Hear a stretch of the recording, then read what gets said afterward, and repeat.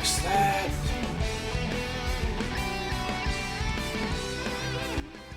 Let's see. Adjust a few things on my end real quick. That's plugged in. That's plugged in. This is why we take a couple minutes between the stream. Just take a minute to fix some things up. Looks like everything's working now. Perfect. Perfect. Got some water.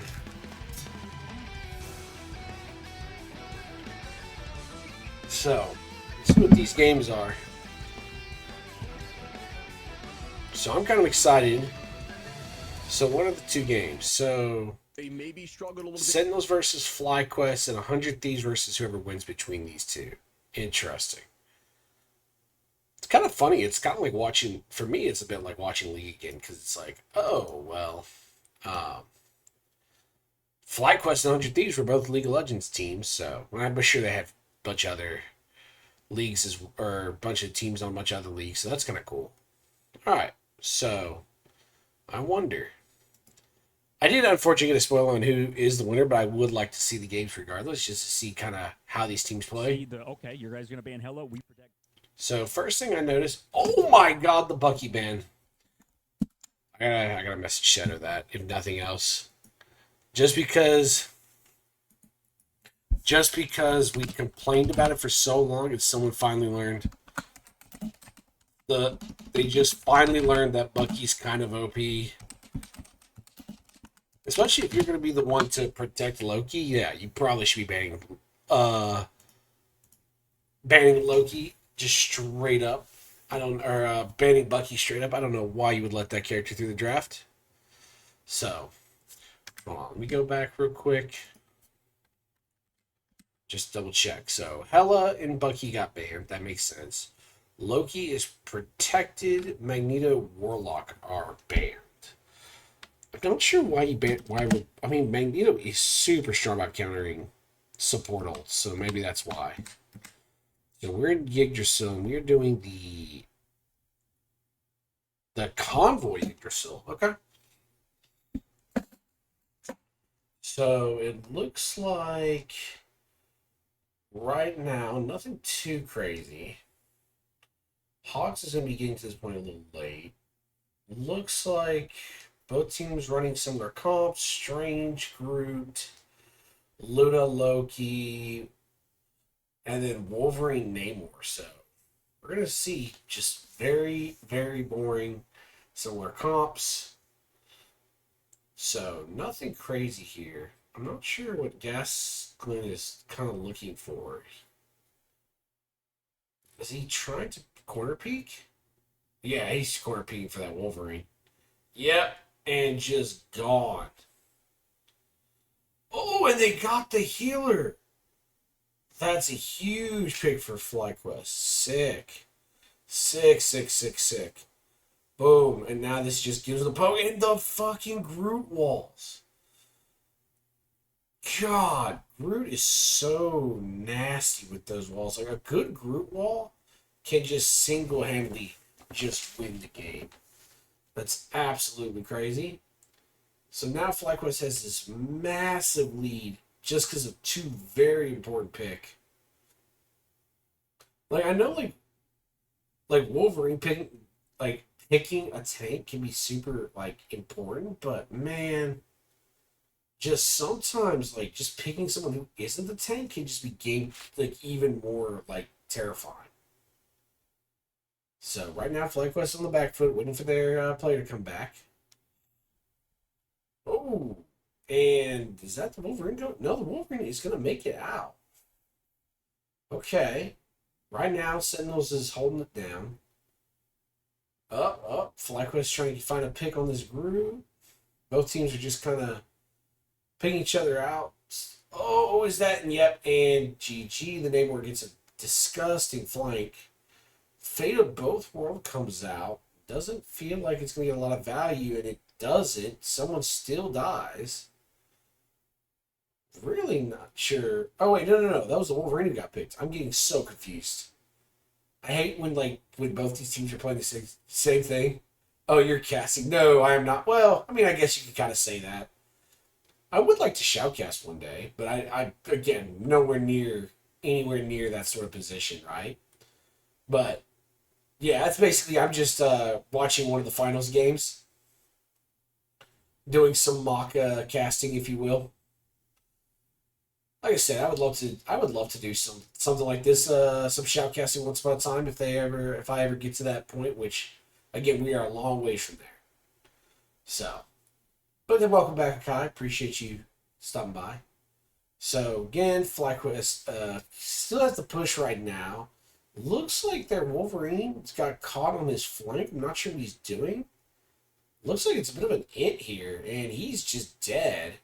Oh, that's a sick Eye Agamotto. Goodbye. Tank goes down. It's a 1-for-1 trade right now.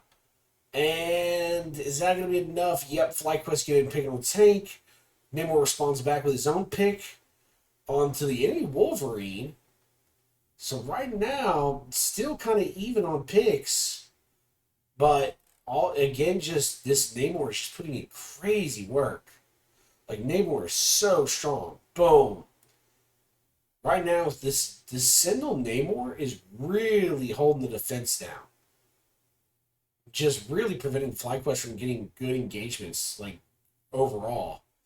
So, we're going to see if he can keep that up, though, because FlyQuest has gotten a pretty good push throughout this game, so it's a question of whether he can continue to keep that up.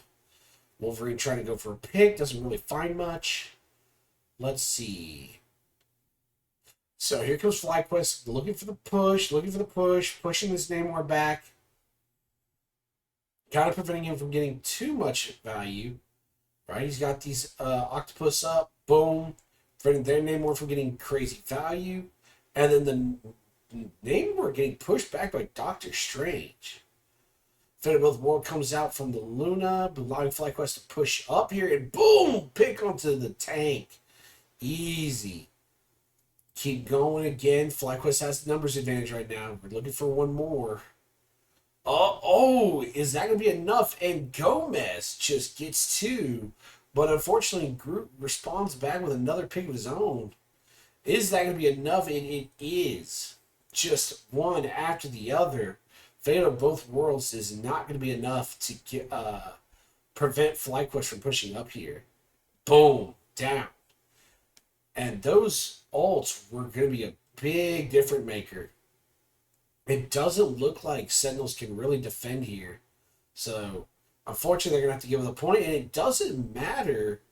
Loki finding a pick, and so does Light here. It looks like Sentinel still wants to fight for this point, but I don't know why. They're just suiciding, and it doesn't seem to get them much. So, unfortunately, they just have the point now. So, you can argue they burnt a few seconds, but I don't know, man. They're going to be coming back a little staggered, and FlyQuest is going to have time to push up and apply pressure. Makes no sense here. So, Doctor Strange, again, getting able to push up, be aggressive, avoids the flank, but unfortunately, I think that's going to be the Groot going down. The Groot does go down, making it 5v6. Unfortunate. And Sentinels just start steamrolling FlyQuest. So, they have now pushed FlyQuest all the way back into their spawn, making it very hard for FlyQuest to come back in. FlyQuest trying to see if they can make it through this chokehold. Gomez has a very sneaky flank here.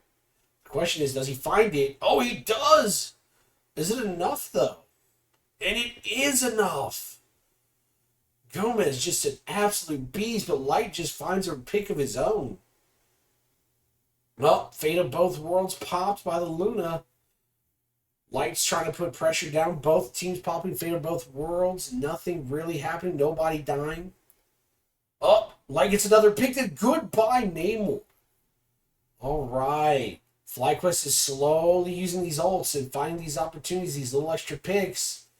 It's all it takes. One pick after another. And there goes another one. That's all it takes. And if Light finds another pick, and it's just one after another after another. The staggering is real. Just easy push for FlyQuest. Sentinels is doing well, but I don't know if they're playing well enough to stop FlyQuest from full capping the point here. FlyQuest does only have 30 seconds though, so it is going to be a final push here. Does Sentinels get get enough ults back in time to really make the difference? Up, Light gets a pick on the Strange, doesn't quite get the kill. Just going up there, threatening these tanks off the point, preventing Sentinels from holding this high ground here. Light is just doing what he can to keep the enemy team back, but right now, neither team can really find the pick. It's whoever goes down first. Oh, and that's a sick pick on Gomez. That's a real strong flanker out of the fight. That's probably going to maybe enough to allow them to push all the way. He's pushing up, he gets the pick, and oh! Nope, it doesn't matter. 2 picks from Light. And that is probably going to do it. Even Fate of the Both Worlds. Oh! Sentinels responding back to Fate of the Both Worlds with the Namor ult. FlyQuest Loki getting the kill on the Namor. Gomez doing what he can to keep the fight going. It's so back and forth. Any little thing could change. And he gets the kill on the tank. And Light responds back. Is it enough?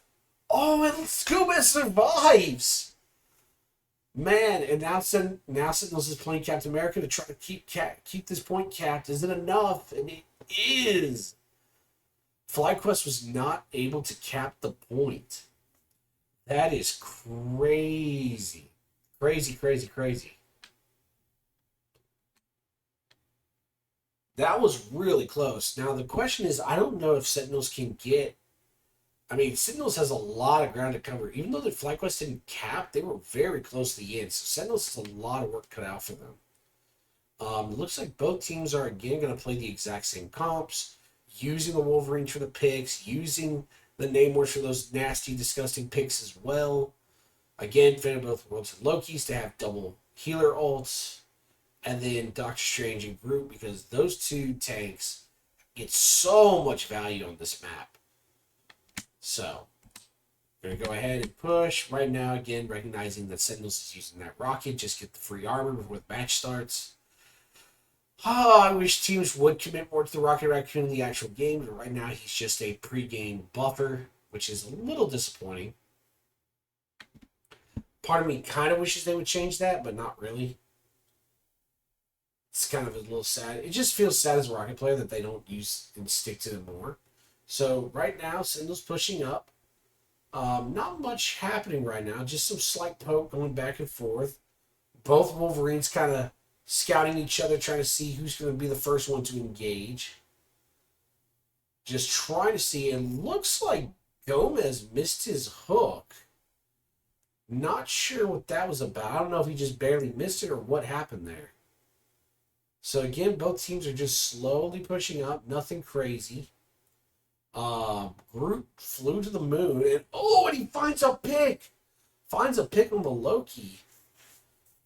Gonna do something real quick.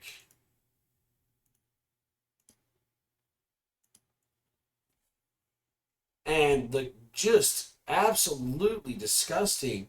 This Groot has been putting in work all through the game, and it looks like Light finds another pick, but it isn't gonna get the kill.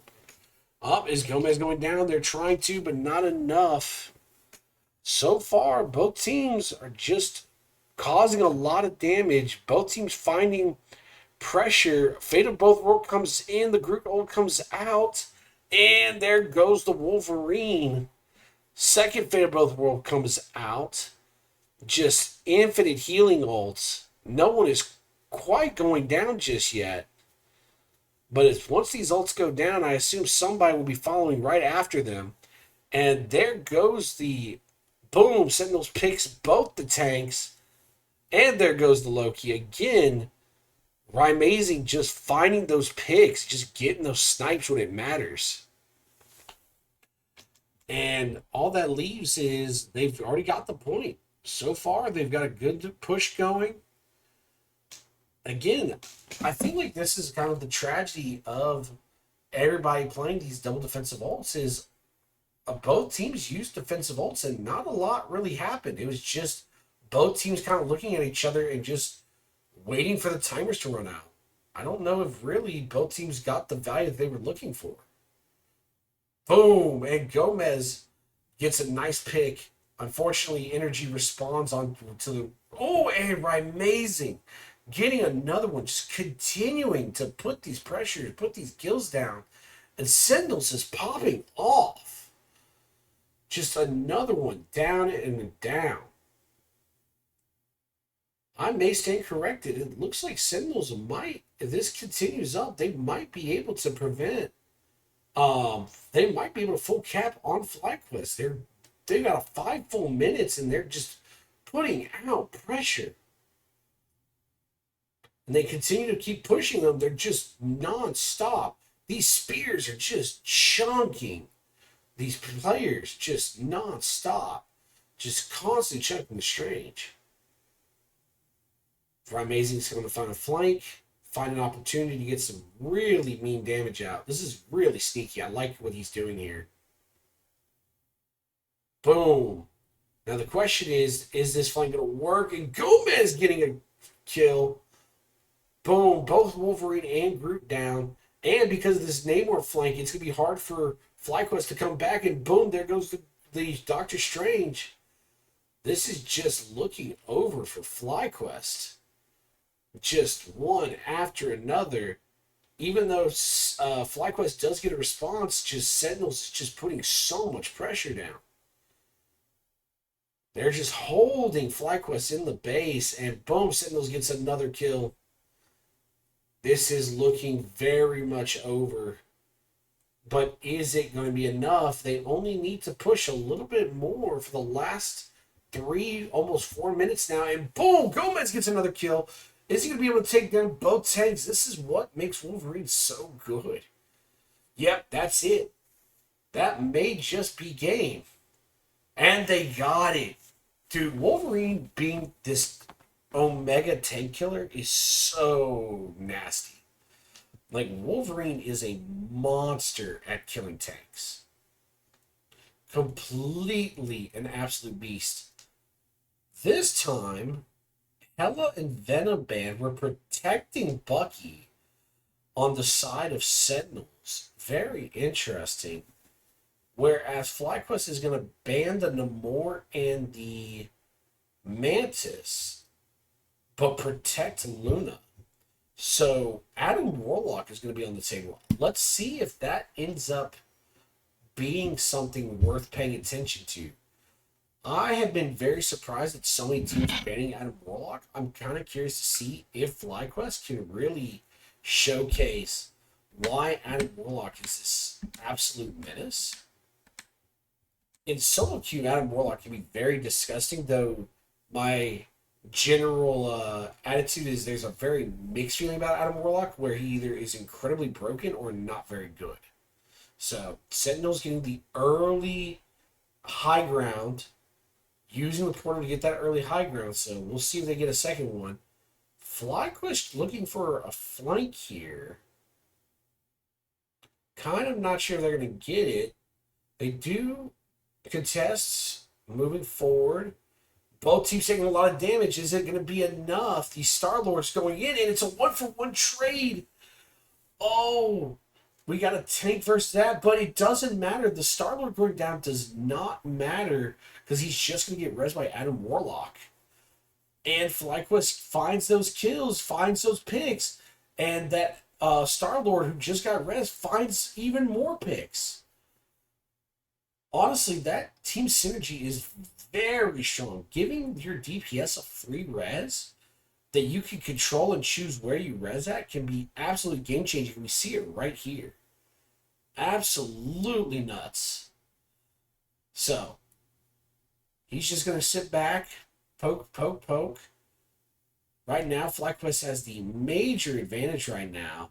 Now, looks like Star-Lord's going to put some pressure down. Probably wait for his opportunity, but right now they're just keeping him off the point. They're already a third of the way through, and then all he's got to do is Fate of Both Worlds popped. He's going to wait. Sentinel still loses a player. Magneto's looking for the shot and kills Bucky in midair. Oh, it's tragedy. FlyQuest looking really strong here. It might just be over. We still got some time, but already 60% done. They're a little over halfway now. Sentinels do have 4 ults repped and ready to go. FlyQuest only has 2. They're about to have their 3rd, but the question is, are they going to get value off that Adam Warlock ult if it comes down to it? So, Sentinels looking for another angle, trying to see if they can find something together as a team. Right now, doesn't matter. Pick is caught onto the Star-Lord, but the Sentinels doesn't have Adam Warlock, which means he doesn't get the res. So they're just down a player for no reason. And so they keep trying to push, but they're just not able to find it. Oh, that's a sick arm onto the Magneto, but Magneto is very tanky, very defensive. They do get the kill on the Magneto. Gomez is trying to pop his ult. He gets 1, he gets 2. Adam Warlock gets the ult, he resurrects 2. Is it enough?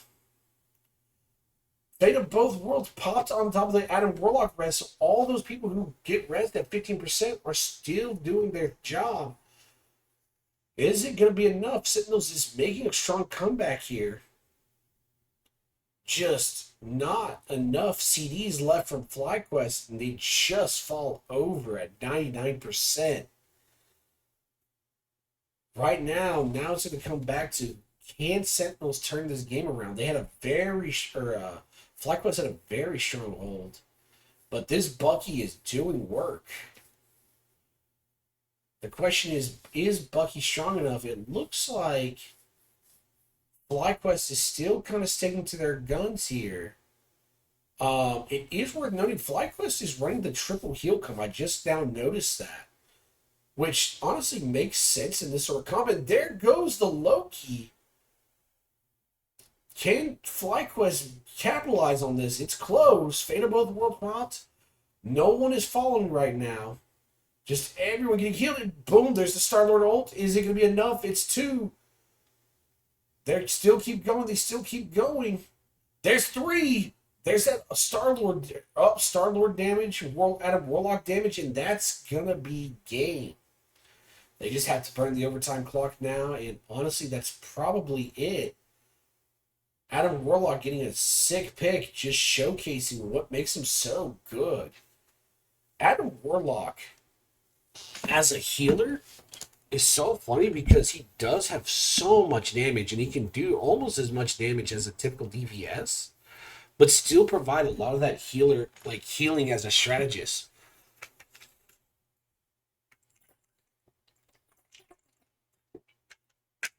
I will say, if you're going to run the triple heal comp, Adam Warlock and Loki make a disgusting combo when you have at least one defensive healer, just because Adam and Loki are both really a lot more damage centric compared to your standard healers. Not that your standard healers can't do damage. Obviously, champions like Rocket Raccoon can do a lot of damage in certain situations. Mantis can do a lot of damage, and not to discount even Luna Snow's damage, but these champions have such crazy damage potential, and look at that already. Just Light getting the early res, negating one of his early deaths, and then he immediately turned around and got those kills. Really, I think really that I will always be a firm believer that reses are just an undervalued resource in this game sometimes. Getting one critical res at the right moment can be absolutely game-changing. And this Adam Warlock with Star-Lord synergy is super impressive for FlyQuest. I'm just kind of surprised that Sentinels aren't also playing it. But let's see if this can continue. Right now, both teams are pumping up. And again, props to Magneto, Gasklin, for being able to just continuously find those picks. He has much final hits as his DPS. So Sentinels, again, going in for the early portal. Let's see if this ends up working to their advantage. It didn't work quite so well last time, but they are kind of keeping FlyQuest in this bubble. FlyQuest pushed through, but is it enough? Right now, both teams are just burning cooldowns. Nothing is happening. Again goes off, but no kills are found, and Gaskin finally goes down. But other than that, up and the Born Again brings Magneto right back into the fight. And here it comes. Here comes Light trying to push damage. Fate of both worlds from Sentinels. Looks like he's going to look for the pick here, and boom! There goes two. There goes three. Fate of both worlds just not doing enough, and that's going to be a wipe. And FlyQuest immediately get the point here. Ain't no way we're just allowing this to happen again. Again, Fate of both worlds. Again, I just am so surprised at how much we're valuing these Luna picks when just Magneto almost every game is dunking on teams through the Luna ult. Absolutely crazy. All right. Oh, and that's a sick ult. Is that going to be enough? Goodbye, Luna. Goodbye, Magneto. Light does find a return pick on Bucky, but Sentinels comes back. And player after player falls, and I don't think FlyQuest are going to be able to hold it down long enough. They're trying. They are holding it. Fate of both worlds. Here comes the Strange Portal, but is that a good call here? Hogs looks for a pig. Doesn't find it. Oh, Sentinels is trying. Sentinels is trying. And then goes back down Adam Warlock down all three healers from FlyQuest, meaning the rest of the team is not going to be long for this world behind them. And that is going to be the return ace. So Sentinels now has the lead here. I don't know. Can they do this? FlyQuest does have a strong comp, but the Adam Warlock getting picked there kind of showcases the one problem with Adam Warlock, that it is very easy to pick him once he's caught out. And it is not that hard to run him down. So Luna's trying to keep her team up. Right now, again, as a reminder, Sentinels only has 2 healers. Whereas FlyQuest is running triple heals, so they can apply a lot of pressure. There's going to be the ults. Is it going to be enough? Ults coming down, but not much is getting value here. Adam Warlock getting picked by Gomez. And right now, FlyQuest is just not able to break this defense of Sentinels right now. Even with ultimates used, there is no value being gained. So they keep pushing, FlyQuest is trying to find advantage. Gomez goes in, doesn't find anything. Groot ult. They get a pick on the Strange. Massive tank pick. Is it going to be enough? There comes Magneto looking for another pick. Is it enough? No one goes down. This Groot is pumping out a lot of damage. Fate of both worlds. And FlyQuest is trying to push them off the point.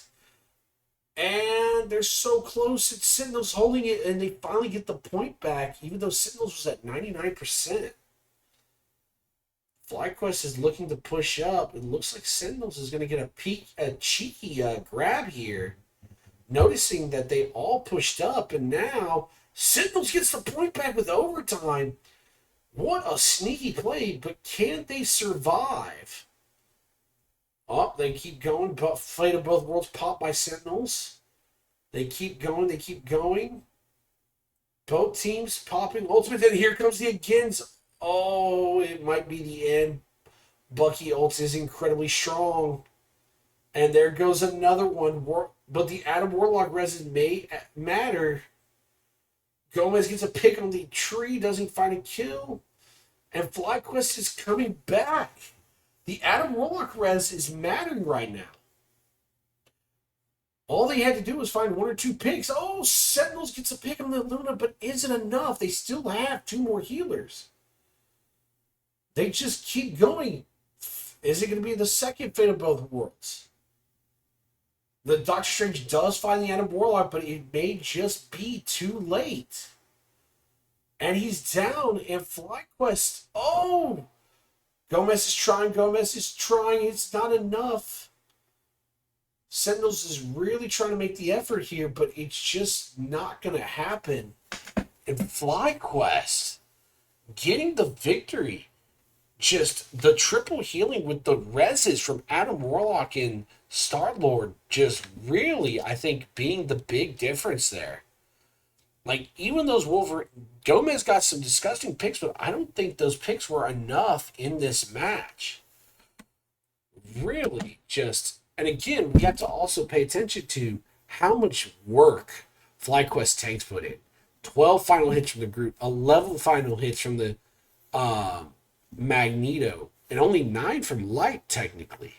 But Adam Warlock also finding 4 picks on his own, basically doing as much as both the enemy's healers combined.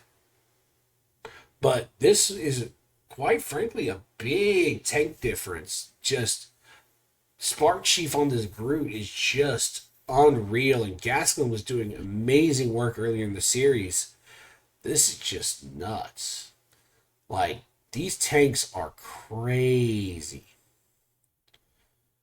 Unfortunately, again, we look at the other side and it's just like Ryan Amazing was trying, but I don't know, even with the Bucky pick, was his team really finding the opportunities? Gomez only having 4 final hits. Like, was he really able to find the picks that were needed for his team to succeed? And unfortunately, that's kind of the one tragedy of pick characters is if you're not finding those important picks, you're losing. Every pick could be the game difference between winning and losing. We go into the next round, and we're protecting Bucky and protecting Adam Warlock again. It's kind of crazy. We're going to be banning Hela and Luna, but also banning Mantis and Namor. I'm kind of surprised with these Mantis bans. I'm wondering if this Mantis ban is because they don't want to deal with the triple heal of Mantis, Adam, Warlock. But I would almost argue, do you allow the Mantis to go through so that the enemy team picks Star-Lord, with Star-Lord actually being a solid DPS pick? We'll see. Let's see if they, again, go into the Adam Warlock Star-Lord pick. That could very well be the case. Gate opens, and it looks like FlyQuest will not be running the Adam Warlock. They instead are going to be running a Loki Invisible Woman with a Star-Lord, Bucky, Groot, Magneto. Still going with their 2 tanks. Sentinels is going to be responding with almost the same comp, but instead of using Star-Lord, we'll be relying on their Wolverine. Gomez is an absolute beast of Wolverine. So that may end up working to their advantage. So they're just going to push, be aggressive. So far, using the high ground of the second building. Actually surprised a lot more players in lower tier games do not take advantage of this. Like, this is just such a nice little shooting gallery. Again, use the high ground, use the pillars to your advantage. Tanks are finally coming down. And Gomez looking for the first pick, doesn't find it, but the Groot gets picked in response. Goodbye, Spark Chief. And FlyQuest is down their tank.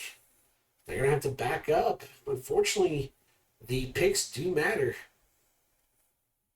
And right now, FlyQuest is just sitting on their back feet. They can't over-aggress with Sentinels just making the plays. Invisible Woman doing what she does best, applying pressure, being able to apply heals, and getting a pick on the tank. And Gomez goes down too from Light. Light finally swapped off the... what was he playing before? He's now swapped to the Wolverine. Absolutely crazy. But that Wolverine pick is coming in handy. And here comes the Magneto pick. He's looking for this Invisible Woman. He turns around. She escaped, doesn't get the pick. But, Gaskin gets picked by the Wolverine, but it's not enough. No kills, no trades found. And FlyQuest continues to push this aggression up. And here comes the... Armed and Dangerous just again. And just continuously pumping damage. And just team gets aced with Fly Energy getting a penta. Just absolutely unreal. Just, I do not understand what the world the Groot ult with the Bucky ult can be just so disgusting. Groot ult can allow so many DPS to get the maximum value from their ults. Some ults are just beautiful together. And again, when you have Loki clones on this map against the Bucky, you're just asking for Bucky to just keep resetting and keep getting those maximum value ults. Both teams really, again, mirroring each other's comp, looking for the kills, and boom, the Invisible Woman, Gomez, and Brian Mazing all find picks. Just Invisible Woman, just probably easily one of the stronger defensive healers in the games right now. Just with her ability to just not only provide all that healing utility that you want from a defensive healer, but also being super aggressive. She does take a little bit more skill with a little bit more aim than some of your other healers, but the utility with the slows, the abilities to knock back or pull forward, the damage that she outputs. Right now you can see she's kind of trying to go everywhere, and Energy is trying to get the pick, doesn't find it. Ults after ults getting popped. Oh, and there goes Hogs. And here comes the Bucky show. Just, again, they're just allowing this to happen every time by letting this Bucky pick go through. Just both teams fighting it back and forth. Oh, and Gaskin finally gets the pick on Gomez. That's, again, FlyQuest continuing to find his picks. They're moving forward, making progress. One by one, they just start pushing up as they find those opportunities. Groot Wall trying to deter them. Is it going to be enough? And nope. Armed and Dangerous again, finding these opportunities, and he just keeps getting kills after kills, using the Loki clones to reset. And now, Sentinels has to completely back out or risk keep getting hit by Armed and Dangerous. So, right now, it looks like they're almost to the next point. Is it going to be enough? Oh, and he gets the pick on the Invisible Woman, but she saves herself with her ult. But is it enough? Oh, the Groot ult comes in. Can they follow up? Groot gets one on the Loki. Both teams fighting back and forth. FlyQuest trying to get a pick on the Groot, but it's not enough. And it looks like Sentinels will be able to push back before they cap this point. It might be enough, and yet this Woman's doing ridiculous work. Gomez finds another pick. And one by one, and there goes Gaskin. So, Sentinels using that Invisible Woman, getting those picks, and getting those return picks. Now, FlyQuest has a minute and a half to try to make that final push, but right now, Sentinels has the aggressive positioning, and it's going to be hard for FlyQuest to push forward. Let's see if they're able to. They do have 4 ultimates. They can just try to bully the enemy team with a raw ultimate push. There gets a pick. Is it enough? Gaskin gets picked by Magneto, but he's going to turn it around. He's going to fire his ult, and he gets 2 kills. Magneto getting a return kill, but it may not be enough now. Bucky's just finding the kills, finding the picks. One after another, Sentinels begins to fall. And there is the final push from FlyQuest. Finally able to make it. They have 2 full minutes to make it to the final point. They do have a little bit of ways to go. Hopefully this won't be a repeat of the Yggdrasil map where they were able to make a solid push but weren't able to close the deal. Hopefully they can do it this time around. So right now, FlyQuest really finding a lot of success with these ults.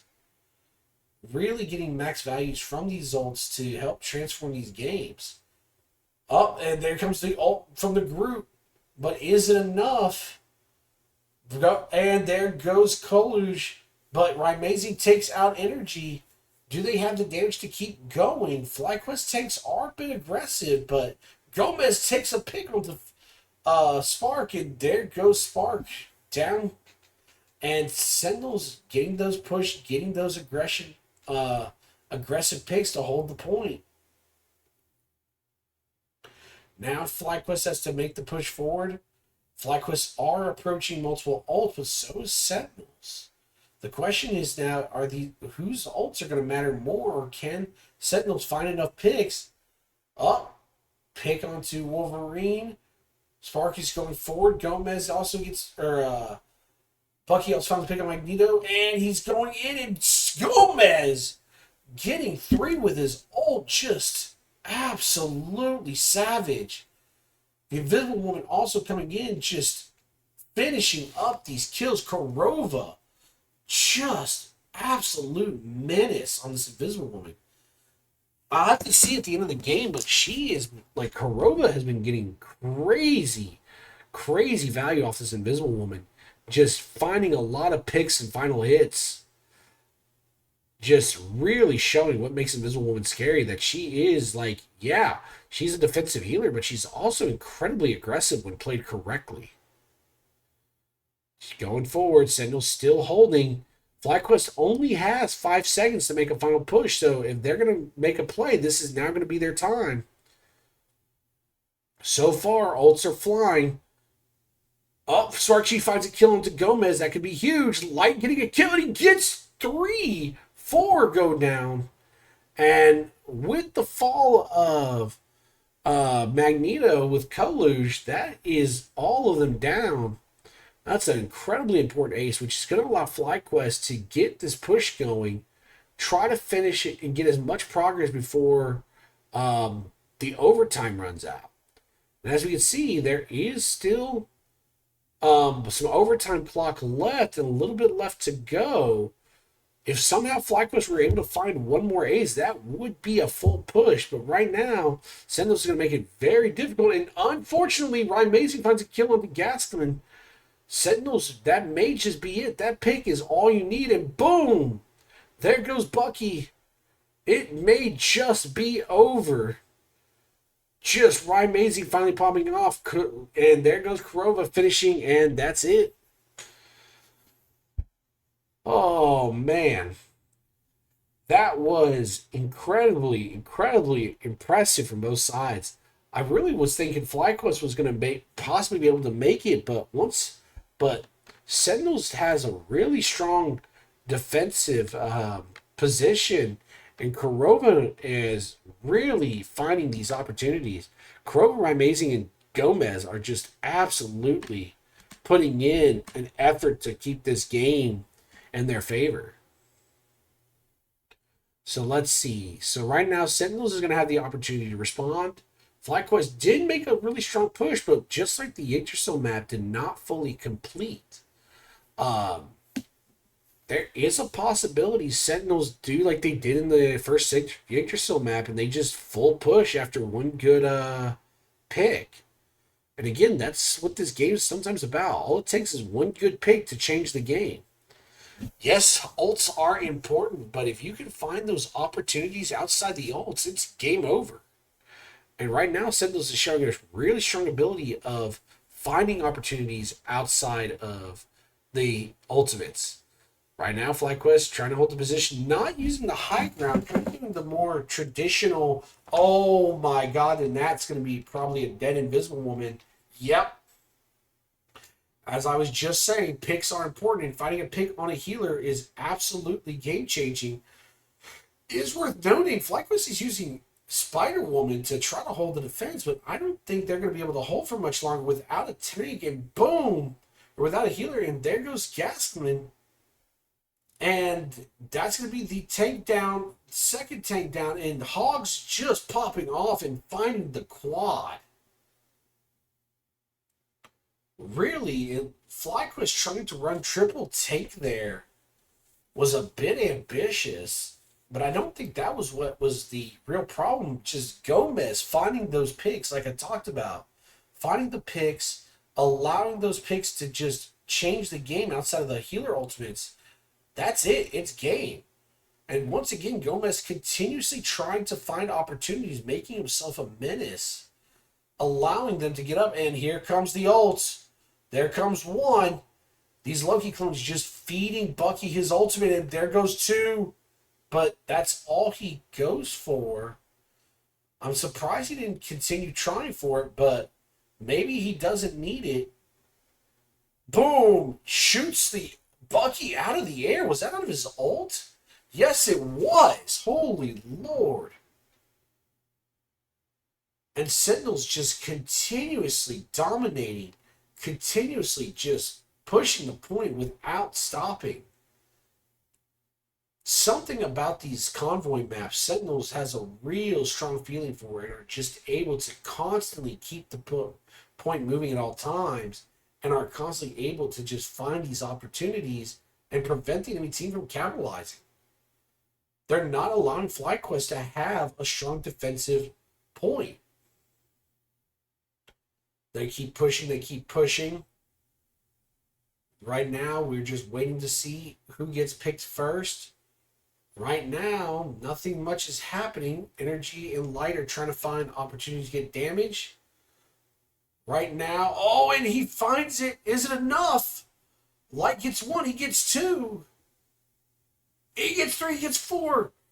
And that may be enough. FlyQuest kills Sentinels, gets the ace, is able to burn the clock.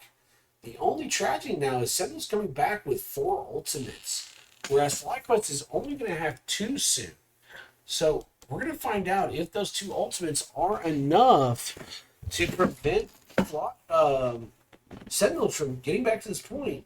Both teams fighting, both teams getting aggressive, a lot of damage going low, and oh my god, Gomez looking for the opportunity. Gomez gets 1 but dies in return, but Sentinels still find 2 kills. It keeps going. It's just back and forth. Trade downs being traded. Magneto's going to start popping his ults. Can he find a kill? Nope, blocked. But Spark Chief popping off. Finding 2. And Gaskin finding another. Even with all the ults popped, it's just not enough. And there goes another one. FlyQuest holding the point still. Sentinels has a lot of ground to make up. So right now, FlyQuest is really putting the pressure on Sentinels. Now, they may still have 2.5 minutes left, but those 2.5 minutes are going to start feeling really long if they don't start finding opportunities. And there we go. Light trying to find the pick onto Gomez, try to keep the threat out of the fight. Oh, and there's the ults coming out. Is it enough? Oh, and Light gets picked. Oh, this could be tragedy. Let's see. Magneto's going up. Is it enough? Boom. No value from that ult. Sentinels are slowly pushing up. They're getting the value that they're looking for. Can FlyQuest respond? Right now, it's a 5v6 and Sen gets Spark Chief down. Magneto slowly pushing the point. Here comes Sentinels doing what they do best, just applying pressure. The moment they find pressure, just pushing the point nonstop, not allowing FlyQuest to hold a defensive position. Oh, again, this Invisible Woman, Kurova, is just doing a great job of just making it hard for FlyQuest to really do anything. All right, FlyQuest is coming in with the push. Is it going to be enough? Oh, the Invisible Woman pull. And right now, Sentinels gets 1 pick off of that. Gets 2. This Bucky is going crazy. Not even using the ultimate, just gunning them down. Just, again, Ryan Amazing didn't even have to use his ult for that. He just went in and went crazy. Really showcasing, like, Bucky is an incredibly powerful DPS.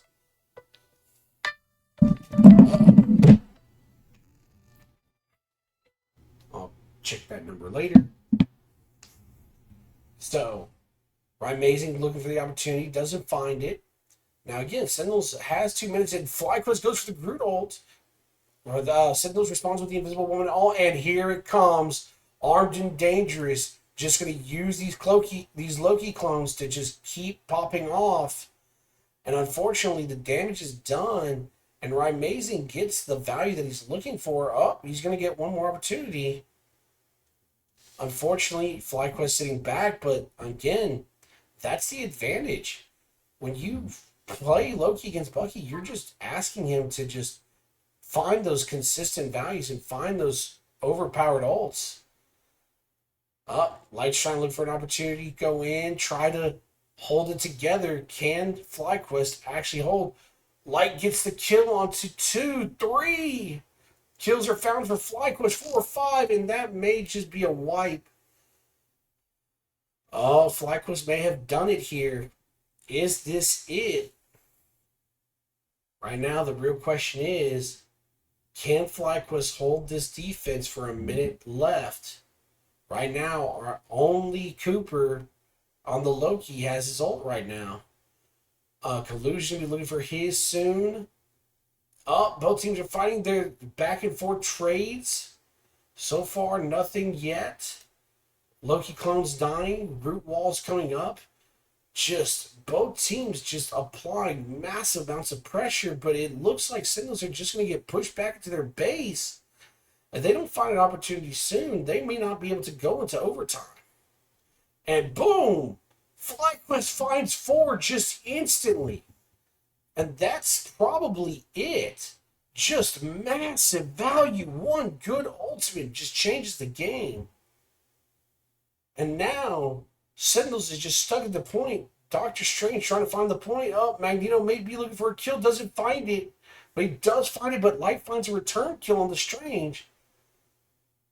Gomez trying to hold it together. The Loki gets the kill onto Gomez. The overtime clock is burning. Light just burns his ultimate just to keep the healers out of the fight. And that may be it. Sentinels is trying their best to hold, but they just can't. Swapping to whatever they can to hold the point, and it's just not enough. FlyQuest gets the W there. They're now ahead of the series 2-1. Is that going to be enough? Once again, the Adam Warlock coming through. Now, it was worth mentioning that last round they did not choose to use Adam Warlock, despite him being up on the table. They also are banning Mantis despite picking Adam Warlock, which is very interesting. This time they were choosing, again, both teams kind of choosing something very weird. So they decided to protect Bucky but ban Loki. Whereas the other team picks Adam Warlock but bans Mantis. Kind of interesting. Also, Luna and Namor both getting banned is also kind of suspect. It's kind of interesting here. This is going to be an opportunity to see some slightly different comps and see how these teams adapts with some of these different ban picks. Hela being open is a very scary possibility, as Hela is an absolute beast in the hands of the correct player. Meanwhile, with Adam Warlock on the table, this makes Star-Lord Adam Warlock a much higher priority pick and the opportunity to get some massive damage out. So this is domination, though. So seems like FlyQuest did look better on the domination maps. So let's see if they continue to look strong on these domination maps. Both teams are opting for 2 very different comps, with Sentinels running Tree Magneto with Hela Bucky and Invisible Woman Cloak and Dagger. Honestly, pretty doesn't feel too outside the box. Feels pretty normal. I think Groot and Magneto are just incredibly powerful champions still. I've already mentioned Bucky, I think, is just one of the best DPS in the game, and Hela can be an absolute menace. Meanwhile, FlyQuest still sticking with the Magneto Groot as well, but opting for the Star-Lord into triple healing, also running Invisible Woman Cloak and Dagger, but also running Adam Warlock. So we're going to see how this pays off. Star-Lord is very mobile, can get a lot of pressure out, especially a lot of AoE pressure. And Adam Warlock, in some ways, is kind of like a slightly worse Hela in the way that some of his damage output goes. Kind of also doing a lot of high damage hit scans like Hela does. But we'll see if it, like, what happens here and if this ends up being a problem. The one good thing about Adam Warlock is he can put out similar damage to a Hela, but also provide extra utility and healing. And Sentinels is trying to flank here, but they may get punished, and goodbye. That flank did not work, but oh, Raimezi responds back on the Hela, just finding the damage, and there goes Gomez on the Bucky. Both teams trading back and forth. It's going to come down to who gets the final win. Oh, and there goes another. The Star-Lord is really finding that value. Just an absolute menace. Again, Star-Lord can be absolutely amazing, and his flexibility, his mobility is so good. That mobility might be what keeps him in this game. So right now, FlyQuest has the advantage. They have the point. They don't have a lot of value just yet, so we can just see there's a lot that can happen throughout the remainder of this match. We can kind of see the Hela trying to find position on the top side. She might be trying to find quick headshots. So Light kind of notices it, comes down, tries not to get sniped by Hela. Hela is trying to use that upper level, the second story high ground to her advantage. Kurova trying to get some pressure. Light trying to put pressure on this Hela, but I don't think it's going to be enough. Oh, it did. Ult does. Oh, Light pushes him out of the fight. Right now, FlyQuest are just running a unfortunate. Wait, Zelos is killed, but he can res, but Gomez is doing Gomez things. The Adam Warlock gets res back. Will this matter? He pops the ult, resing his team. They're going to just start coming back one by one as if nothing ever happened. And unfortunately, this could be too much pressure for Sentinels to handle. We'll see. They're trying, but it's just not enough. And Sentinels is finally overwhelming FlyQuest, but is it enough? Just Gomez on this Bucky, unreal, getting those kills. And it looks like Sentinels finally capped the point, but FlyQuest was already 3/4 of the way done. Having all those reses bought them a lot of extra percentage. The question is now, does their comp allow them to get back onto this point easily? So, they're just trying to push forward. They're making their progress. Right now, nothing super crazy, and the Groot ult comes down. So far, nothing super crazy is happening. Amazing seems to be trying to find a flank. It gets a kill. And Gomez finds a kill on one of the other healers, leaving Zelos by himself, and that's just an easy wipe. Just amazing finding the picks on the healers. And unfortunately, that just left Zelos. Zelos isn't really a healer in the same way that some of the other characters are. Unfortunately, was not also able to beat the combined power of Kurova and Raimezi in that fight. Right now, Gomez putting out a lot of damage, just finding pressure. You know, I'm so used to seeing Gomez on the Wolverine. It's a little impressive to see how strong he is on this Bucky. And there we go, Gaskin coming in. He's putting forward. He's dropping the Magneto ult, and there's the Brute ult, and boom! 3 people down, 4 or 5, and that's the ace. Easily just flipping the tables, but now, with them already being 3/4 of the way, it may just be GG here. Sentinels is going to have to rush back and try to get a really awesome fight here. But if FlyQuest wins one more fight, it's game over.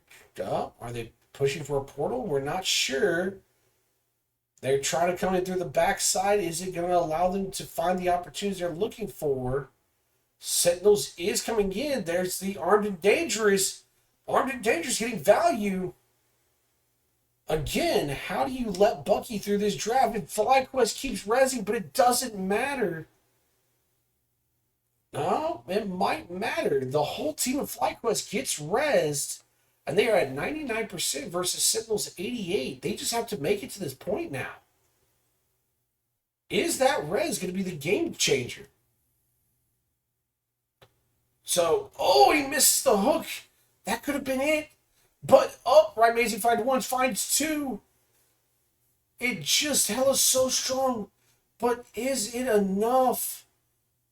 Hogs is trying, and he's just taking down the tanks. FlyQuest only has 3 characters left, and that's the end. Jesus.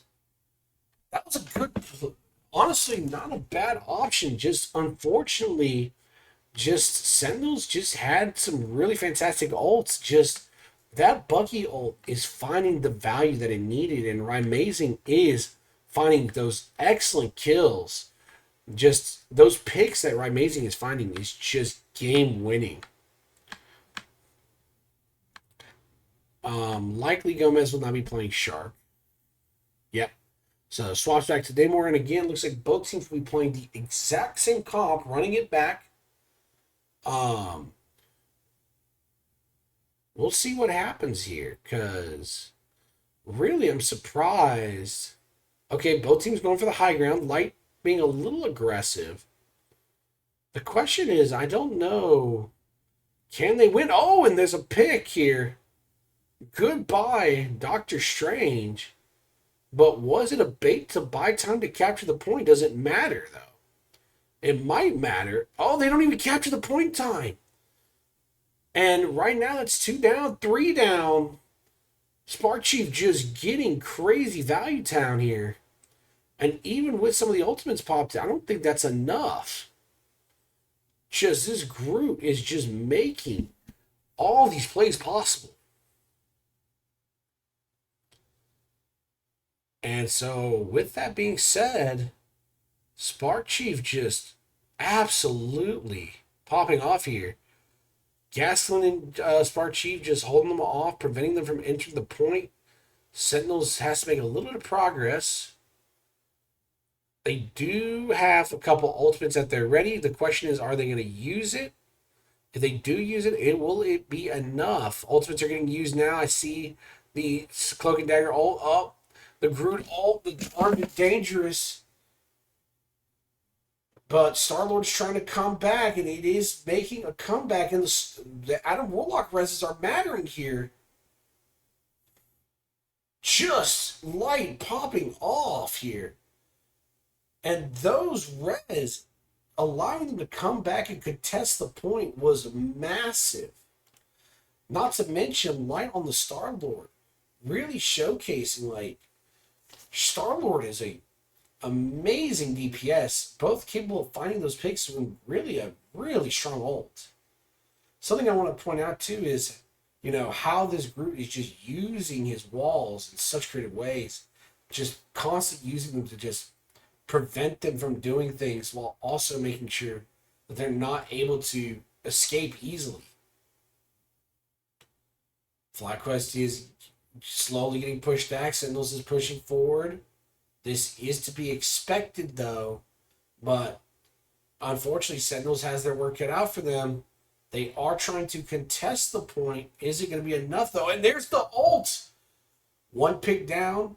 This just Spark Chief just putting out crazy damage, though. These walls helping to assist with all that extra damage. Just one after the other. And so far, nothing interesting. Eye of Agamotto gets one onto Gaslin. Gomez is having to rush back. Can he rush back in time? Oh, he gets a kill on the Warlock. Light getting one. Unfortunately, not defensive ults. Oh, can he find more? They're running around the pillars. He may be able to hold the game. He does. Just again, Light finding 3 kills with his ultimate.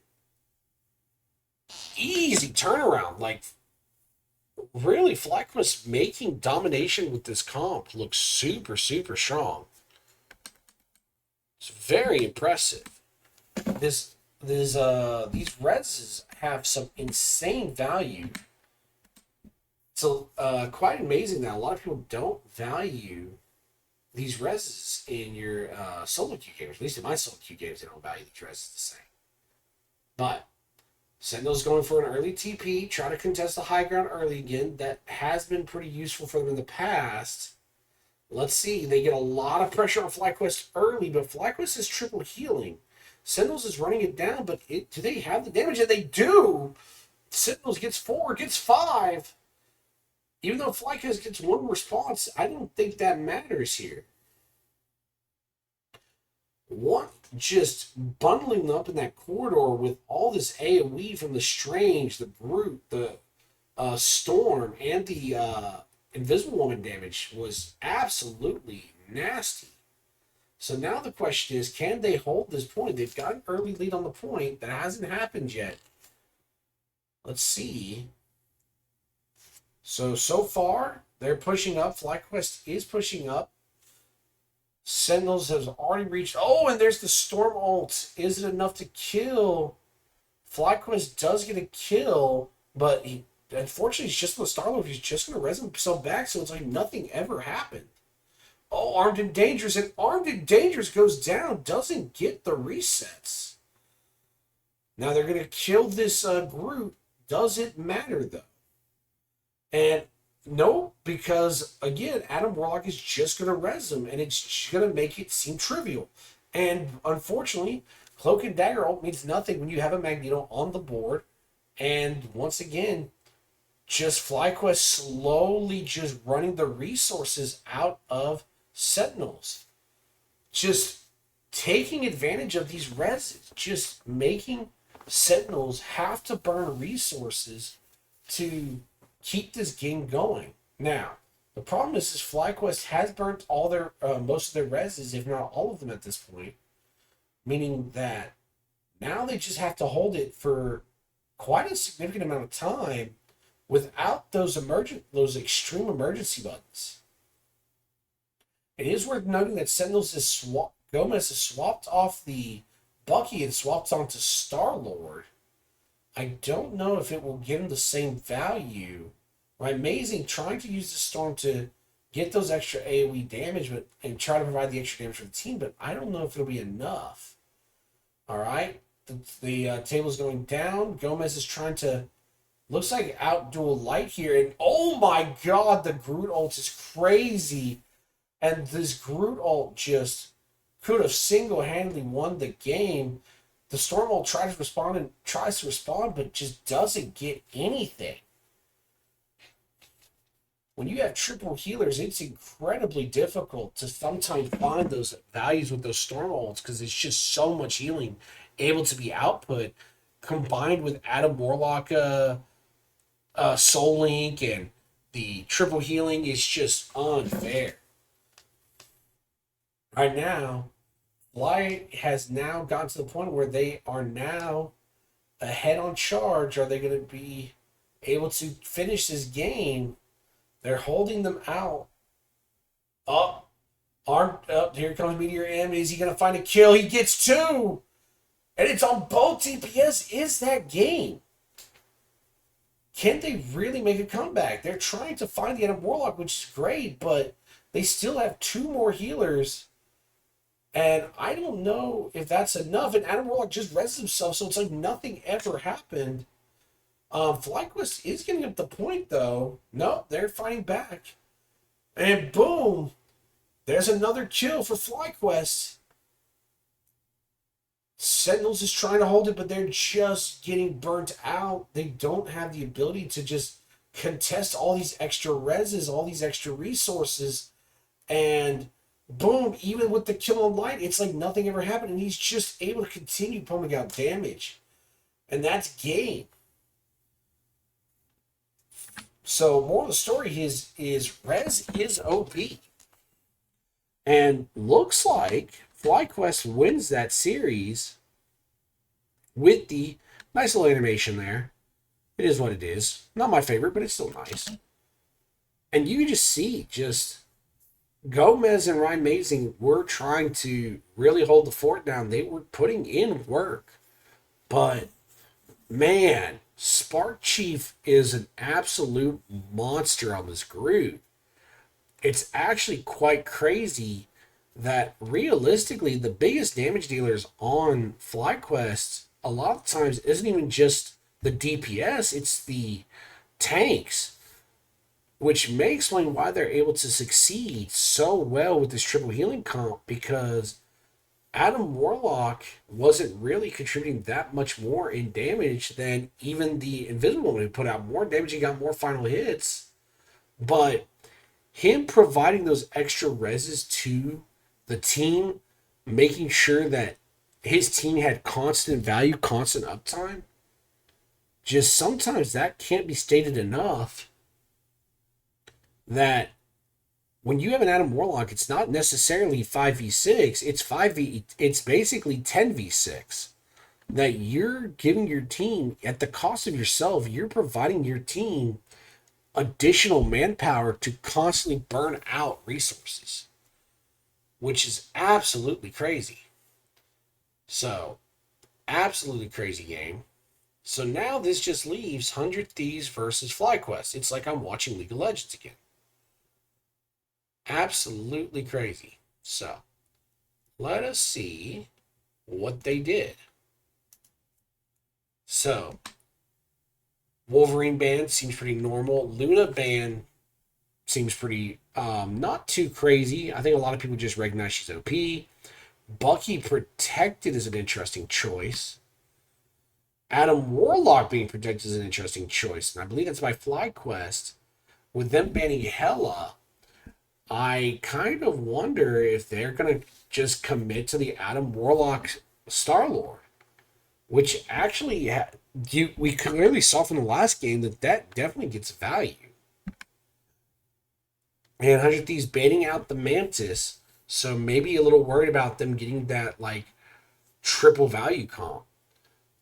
We take a look now. Both teams are running basically mirror comps. I think they are running exactly mirror comps. Invisible Woman, Loki, Magneto, yep. So we will see if they stick with this. It is worth noting that even though they protected Adam Warlock, they're not running at him. Opting instead to go Invisible Woman, Loki. We take a look one more time. Yeah, so I believe it was FlyQuest who held on to, who was the one who protected Adam Warlock. We'll see, but unlikely to be it's not likely to be Adam Loki. So kind of strange they protected it and chose Opta to not play. Maybe they just decided not to play it once Mantis got banned. That seems very suspect. We'll see if that was the case. We will see. I don't think I've watched 100 Thieves too much. Unfortunately, I think I just missed the timing on all their games, sadly. But let's see what they do. 100 Thieves just holding the point down. Again, both teams running the exact same comp. Magneto, Tree, Bucky, Star-Lord, Invisible Woman, Loki. Easy to understand why. Just Bucky and Star-Lord are just absolute animals, just able to put out so much damage. Groot just being an absolute menace with these walls. Magneto being able to counter certain support ults. And again, if every team is going to run Loki, why wouldn't you run Bucky? So again, I have some questions about what these pros are thinking. I don't know if this Loki pick is as strong as many of these pros are making it out to be, but especially when you know that Bucky is going to be played, is Loki really giving you that value? I have some questions. We will see. But so far, it's going to be, oh my god, and he gets the pick, but is it enough? And he does! FlyQuest finding the pick on the Bucky versus Bucky, and that may be a massive pick for the team. FlyQuest able to just slowly push up and force 100 Thieves back because they're just down a man. Holding on to their ults. FlyQuest already forced to burn a defensive ult too, just so that they can try to retreat and buy time, but I don't know if that's good enough. Oh! 100 Thieves finding the double sight on both the healers with Meteor M. And that may be it. TTK is just... Wait, who is that? No, it's just TK. No, TTK, right? Yeah, TTK just finding the crazy value on that Meteor M.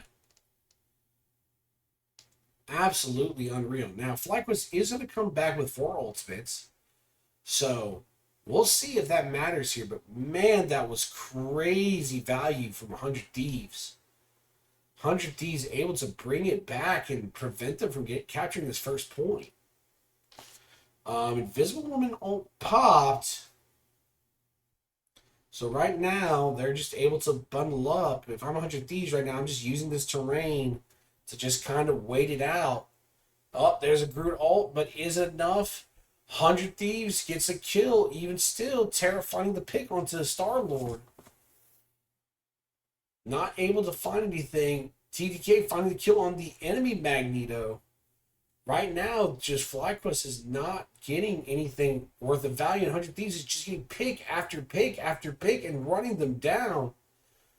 Boom, boom, and just like that, FlyQuest bowls over. Now, unfortunately, the Star-Lord did die for 100 Thieves, but the one advantage of the Star-Lord being the one that dies is he'll be able to come back pretty quickly. He has a bit of a walk, but he's got boots. He'll get there. Right now, FlyQuest trying to push the point, trying to see if they can get an advantage. And already, again, like I said, Star-Lord is already back in it, despite having been the one that died and had a longer walk. FlyQuest is trying to push.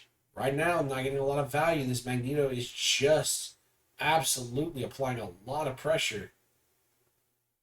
Right now, ultimates are up. 3 ults for 100 Thieves. Unfortunately, Doctor Strange went down at some point. I don't know when that happened. FlyQuest has just burnt Invisible Woman ult. They only have one more ult left. Can they do something with this? Oh, okay. He comes up with the ult, and he whiffs it. That's tragic here. Unfortunate. Is that going to be enough? 100 Thieves trying to fight this point, but I think it may be too little too late.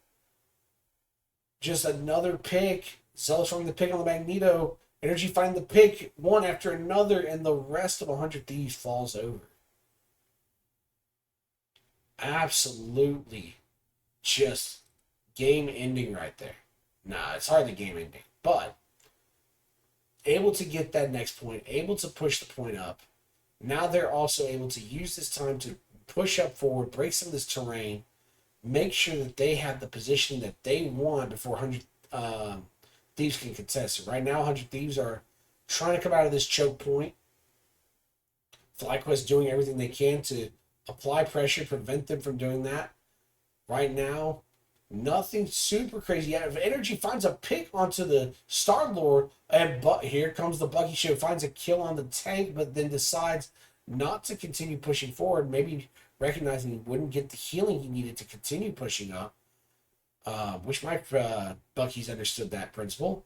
Now, as he continues pushing up, slowly making progress moving forward, and right now, 100 Thieves has FlyQuest on the back foot right now.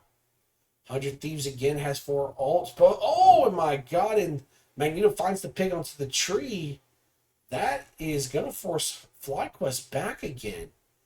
FlyQuest losing so much time on the clock from these picks. They can't afford that, dude. Like, you're sitting on 4 ultimates and you're forced to sit back because random people are dying outside of ult. Just an absolute tragedy. And okay, Star-Lord trying to, like, make something happen. Unfortunately, Magneto ult doesn't get much value. Oh, Star-Lord ult doesn't get much value because the Bucky just pulls him out of it. Right now, just both teams just trading cooldown after cooldown. But right now, it's 100 Thieves kind of winning the cooldown war. Both teams find a pick. Goodbye, Zelos. Goodbye, Delina. Delina, I'm not sure. Do not have a script. And here comes the Bucky, pulls him. Oh, and that may be it. Goodbye, Magneto. Oh, wait, did Energy just pop his ult? Did he miss? That could be a huge... that could be a massive issue later. The Star-Lord's trying to put damage. He does get a kill, but isn't enough, honestly. Right now, 100 Thieves are the ones on their back foot, and I don't know if they can stop this from here. Again, TTK is just down swapping to Doctor Strange, so he's not going to have his ult ready. And here comes Terra with the picks, finding one after the other. Groot making it. They might have it. Right now, with the overtime clock running, 100 Thieves making the comeback, and it may just be game here. Armed and Dangerous finds the pick, and it's over. Even with the Strange Portal up, they weren't able to get to the point in time. So, FlyQuest with an okay push, but not able to make that second checkpoint. That could be a massive problem. Now, again, we want to point out that they protected the Adam Warlock, but are opting not to use it. So, kind of questionable pick ban phase from FlyQuest here. Kind of makes you wonder if you were going to play, if you were going to protect the Adam Warlock, why wouldn't you use him in the end? Kind of leaves a lot of questions up in the air about maybe their draft choice wasn't really strong. Right now, 100 Thieves, it looks like both teams are going to be doing a run back, going to be running virtually the exact same comp. 100 Thieves is going to be sticking to the main comp of Groot, Magneto, Bucky, Star-Lord, Invisible Woman, Loki. Same thing for FlyQuest. Pretty, again, standard, nothing crazy. Just Loki able to provide a lot of pressure, a lot of damage, able to give a decent amount of healing and damage when played correctly. He's just going to be sitting there, chilling, taking his time. Nothing crazy, just constantly pushing out pressure. And so far, nothing crazy. And as we see, both teams are just pushing back and forth. And boom, 100 Thieves gets picked already. Gaskin find the pick onto the Bucky. It's a big pick here. Going to burn some time for 100 Thieves. That is not what you want to see on the push right so early. Star-Lord coming in, trying to apply pressure, but unfortunately that pressure doesn't mean anything right now. Again, just bubbling the Star-Lord. Just allowing him to get that high damage pressure out, forcing the enemy team to kind of back up and reheal. 100 Thieves slowly finding the pressure, or finding the push, but not really getting much right now. Both teams are, again, just pushing back and forth. It looks like 100 Thieves might start falling, but they're able to just barely heal themselves back up. Ults come out. Is it enough? No one has died yet. Ults are getting traded back and forth. Meteor M gets only one there, despite hitting what appeared to be 3 or 4 people. 100 Thieves are down a player. FlyQuest just armed and dangerous, finding those picks, finding another, and it may just be enough. And right now, 100 Thieves on the back foot. They're forced back into their base. Now, it is worth noting that FlyQuest only has one ult left. 100 Thieves does have 2. If FlyQuest wants to burn that Star-Lord ult, he's going to have to run that ult into the Magneto ult from 100 Thieves. That could be used in that way. And Bucky with the crazy grab. Is that pick enough? He's going for the kills. He's going for it. He's just trying to get as much damage as he can. And with those picks, is it enough? FlyQuest trying to come back, but is it enough? Boom. Another one sniped. Grabbing the Magneto. Magneto's super low, and 100 Thieves may have just found the play here. And even though Star-Lord ult is incredibly strong, you can just kill him in it. So 100 Thieves gets the push. They do lose some bodies, but it doesn't matter in the end. All that ultimately matters is, do you just find the push when you need to? So FlyQuest, unfortunately, is going to be able to make it back in time. They're not going to get stuck in that chokehold. But for now, 100 Thieves is just applying pressure. The Star-Lord has a great advantage right now, using the terrain to his advantage. Not spending too much time up there either, just trying to get that ult charge up. There you go, trying to get that pressure on and forcing the Invisible Woman ult. Is that enough? And is that pick enough? It is. Goodbye. And 1, 2, and again, you just have to ask yourself, how can you keep letting this Bucky through the draft when you know you're playing Loki? just unreasonable. Just Terra single-handedly tearing their team a new one. Just unreal that this is a just constant repetition of what we keep seeing over and over again. And the Star-Lord doing an ult here. Is it enough, though? Unfortunately, he does recognize that he's not able to get the value that he wants. But unfortunately, that's going to bait out some major cooldowns from FlyQuest. FlyQuest actually in a weird spot here. I don't know if they've got a good defensive ground. And nope, Terra and TTK just murder 2. Isn't enough. They're just running them down, and 100 Thieves keeps finding more. Just one after the other. And even though the Strange Portal's up, I don't think that's good enough. And, okay, they're going to try one more last push. But again, 100 Thieves has a minute and a minute 50, so they just got to keep the pressure on, and that's probably enough. Game to 100 Thieves. Just, again, finding the point. And let's take a look at the stats real quick. Just Terra and TTK just absolutely finding those opportunities, getting those damage out. Hold on. Again, once again, another story of the tanks are just doing work. It seems to be a kind of a pattern with these higher level games is, honestly, a good tank is all you need. And even though FlyQuest Energy did pop off and even Light popped off, kind of in a weird turn of events, Sparkjeep and Gaskin weren't able to find a lot of the same opportunities as the enemy did. So it just seems like having a good tank can really be a major monumental difference. Fly did swap to Adam Warlock in the end, but we obviously I don't think we ever saw that. Vinny did swap to the group near the end just for the contest, but that's not a big deal. So let's continue on. So once again, FlyQuest is choosing to protect Adam Warlock. Let's see if they actually choose to play it this time, though.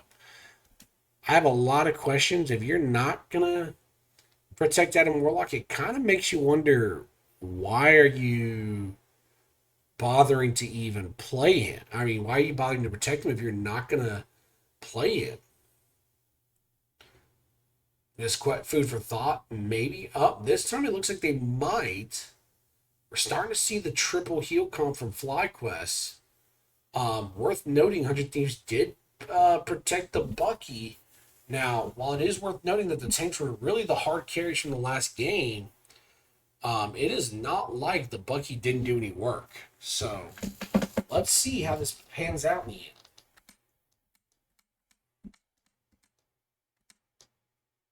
So, we have Domination as our choice this time.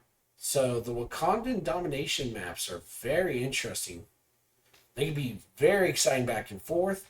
We are noticing FlyQuest is running triple heal, and he's running the Adam Warlock Star-Lord combo. That may make a big difference in this game. Let's see if it actually pans out. And 100 Thieves going in for the push. Both teams fighting back and forth. Now again, FlyQuest does have triple healers, so they have more effective HP, so to speak, if someone doesn't get picked. All right, now they're just burning, and is FlyQuest able to just burn 100 Thieves' HP bars? It looks like 100 Thieves getting pushed back, and again, just this Adam Warlock just applying pressure, and Star-Lord also applying pressure. This is really just boom game, and despite the fact that they did lose some people, it doesn't seem to matter in the end. Just FlyQuest able to just get the point. Again, this is the real advantage of having Adam Warlock as your third healer, is you just have an extra DPS that can just provide extra healing, meaning more effective HP and more get out of jail free cards. So again, Star-Lord is trying to burn this ult, but it doesn't get much value, sadly. But he still finds a kill in the end with his spray and pray. I forget what it's called. FlyQuest gets another kill with the low-key clones, and right now FlyQuest is just ahead. they're just able to prevent 100 Thieves from gaining any real advantage. And now Loki is going to sit there, keep pushing the enemy team back and forth, and it's just unable to fight back. 100 Thieves is just not able to contest with all of these cooldowns.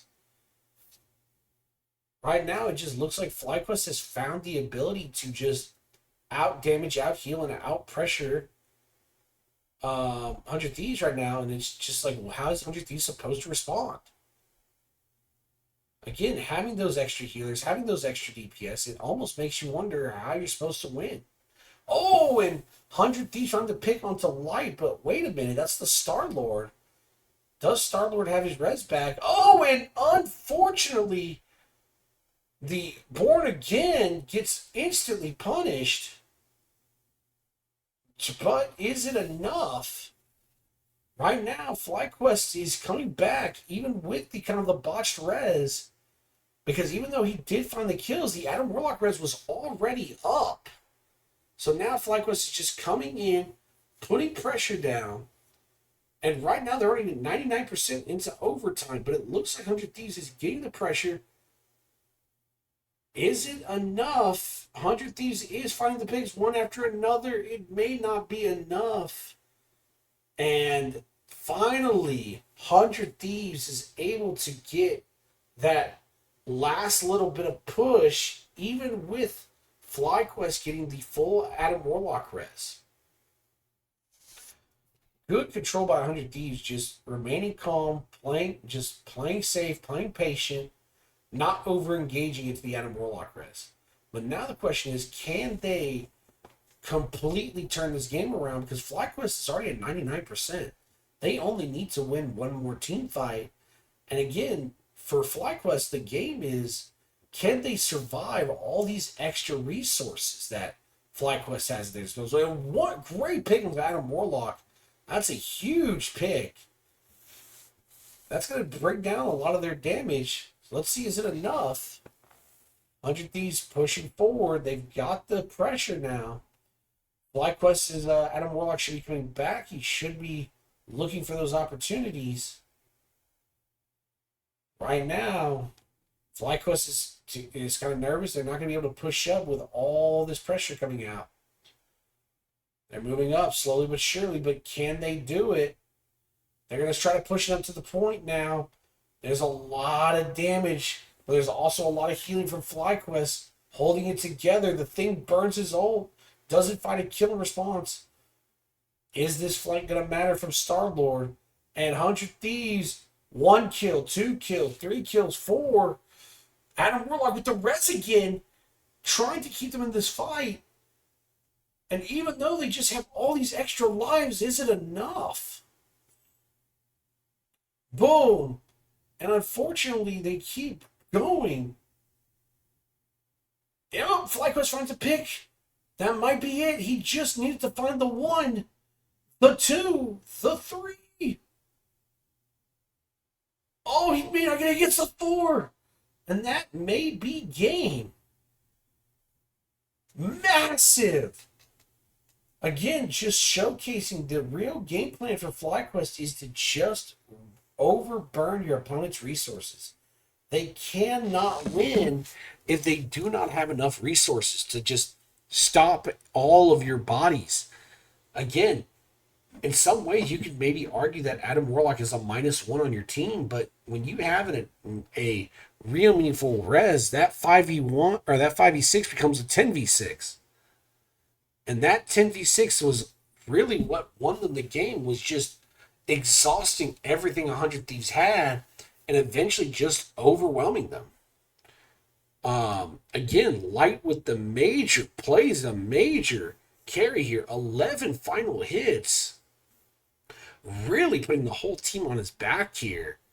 Whereas Terra and Delino are both, doing great. 6 final hits apiece. So again, if you factor in that Light's trying to do the work of the entire DPS by himself, which clearly he can as Star-Lord.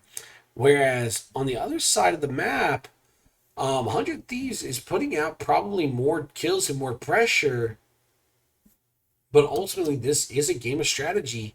And even if you get more kills, ultimately at the end of the day, it's that objective that ultimately matters. So those extra kills are not going to win this game. So we're going to keep seeing how this plays out. Again, 100 Thieves isn't playing terribly, honestly, but FlyQuest's comp is very mean and very aggressive. It's water. Again, using the jet just to help speed up the team. Loki is, of course, very mobile, so it's not a big deal for him to waste his time doing that. And to my surprise, 100 Thieves is going to bust out the Rocket Raccoon here. Are they going to try to match Reses without the Adam Warlock? FlyQuest is again going back to their triple healing comp, swapping out the Magneto for Strange, using Thing as a highly aggressive defensive tank. 100 Thieves, on the other hand, running Thing and Magneto, but also running Rocket, Invisible Woman with the Bucky Star-Lord. This is incredibly interesting to see. A little bit of diversity in comps here, which is always fun to see. There's a back and forth. Who gets that initial push? 100 Thieves gets the first pick onto the Invisible Woman. Boom! Gets the pick on the Doctor Strange. This may be it. And 100 Thieves gets the initial push, gets the initial control of the point. And again, the people who were picked were not the Star-Lords or the Adam Warlock, meaning that for all intents and purposes, 100 Thieves got some excellent picks.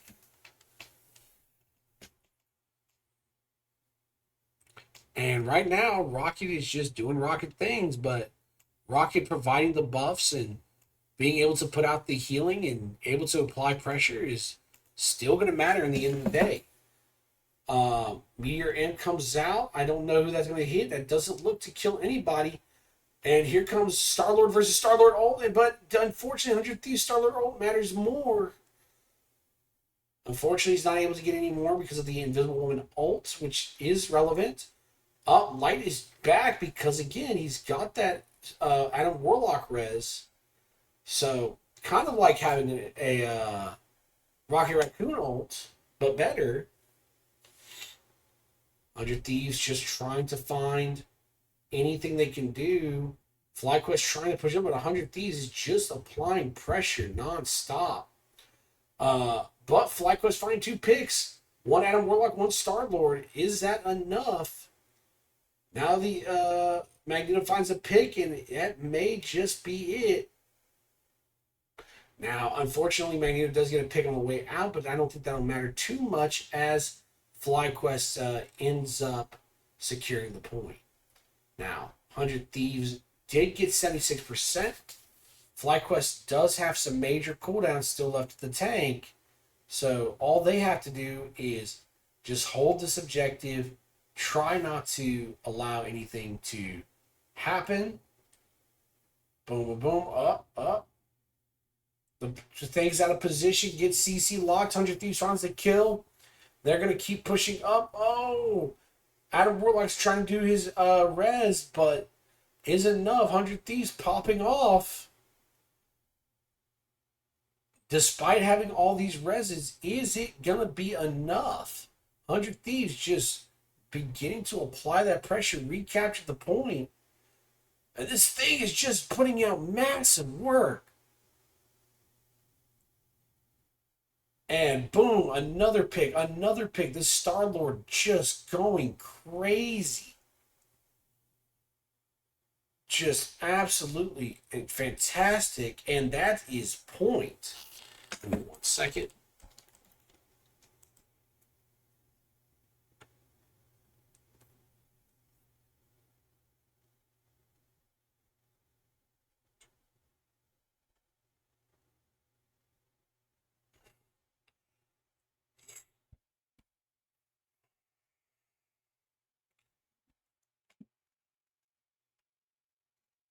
All right. Sorry about that.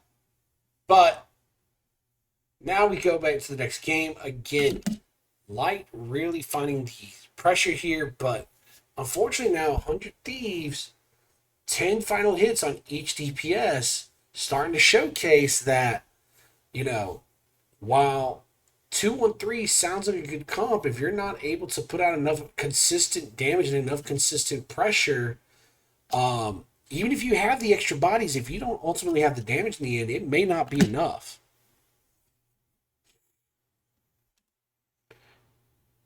So, and again, just a reminder of these bans, can the Adam Warlock really carry FlyQuest? Is this team up strong enough to carry them? Or is 100 Thieves actually locking in the Rocket Raccoon and buffing the Bucky going to be the crucial difference maker here? So, once again, both teams coming out of the points, nothing crazy. Both teams trying to find pressure. So far, so good. Both teams are just poking each other back and forth. Nothing's really happening. Again, the advantage of FlyQuest is that they can take more damage because they do have technically 3 healers. But 100 Thieves isn't really bothered by that. And Meteor M doesn't find a kill. Both teams are just trying to find something. And there's a pick onto Light. Is it going to matter? There's a kick onto the Adam Warlock. Both of them are just going to res themselves, though. And FlyQuest makes the comeback, finds the kill on both DPS. And unfortunately, despite the 2 really good picks, unfortunately, it's just not enough when you get these immediate reses back. And so, once again, we are seeing FlyQuest just able to just overwhelm 100 Thieves by just sitting there and going, fine, I can burn resources all day.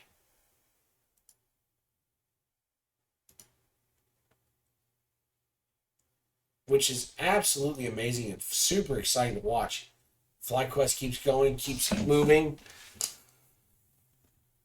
They're pushing up into 100 Thieves base, trying to prevent them from ever contesting further up, trying to prevent the room. And unfortunately, 100 Thieves starts finding picks after picks. FlyQuest looks like they overextended, which is going to be a massive tragedy.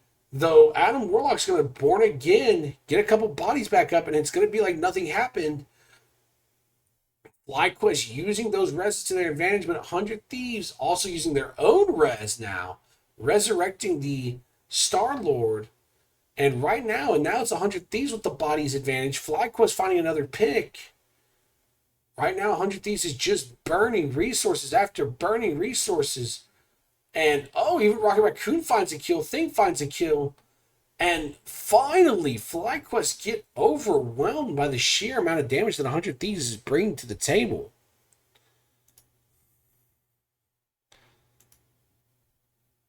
Amazing stuff to see. So, give me a second. So, they continue on. And as both teams are slowly pushing up, 100 Thieves making the pressure here. Nothing super, super crazy. Trying to mess with something on my end. But 100 Thieves goes in, keeps pressuring. They are trying. FlyQuest is trying to make this push, and unfortunately, they are slowly pushing onto the point. Just a lot of extra heals, and again, the second Rocket Raccoon res isn't enough, though. Unfortunately, Fly is just able to just output so much damage, so much pressure. This Adam Warlock really is providing a lot of extra value that you don't normally see. Again, really showcasing why Adam Warlock is getting banned. I can imagine a lot of people, interesting. I did not know you could soul bond through the floor. So, able to just use that soul link to try to help mitigate the damage, but it ironically doesn't help as 100 Thieves just runs him over, and FlyQuest with the Born Again resurrecting the whole team as if nothing happens.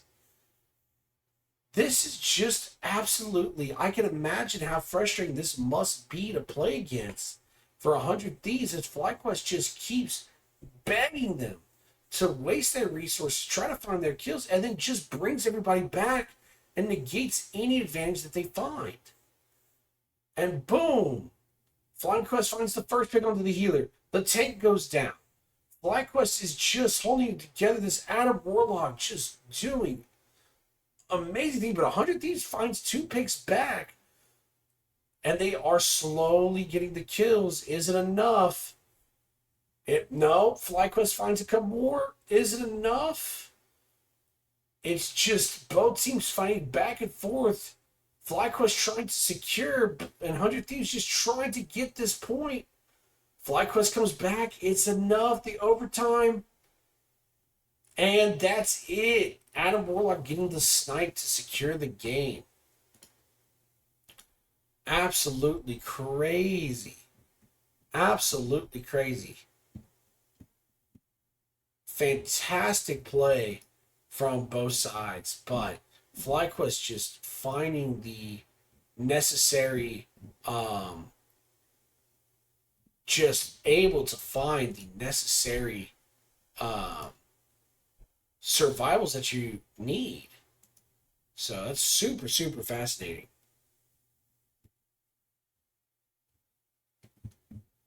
So just FlyQuest again, just showcasing why Adam Warlock can be such a menace. And they're going to go ahead, preserve the Adam Warlock, ban out the Loki.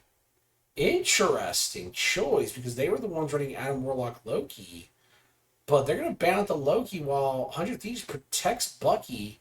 Ironically, probably to the favor of FlyQuest, preventing themselves from picking Loki. But I don't know how that's going to play out in the end.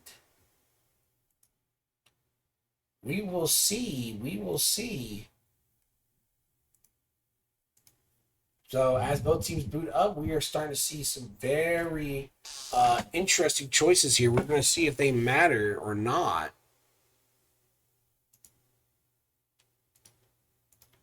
So as both things happen, now it looks like we are going to be going back to the Wakandan map. Now, is this Wakandan capture the point, or is this going to be the domination again? I'm kind of curious to see what happens here.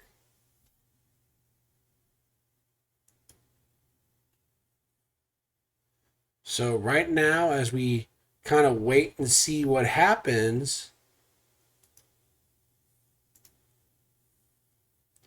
Okay, and I'll do that later. Just looking at some things on my end. So, right now, both teams are just playing it out. Looks like FlyQuest is going to be running the Hulk.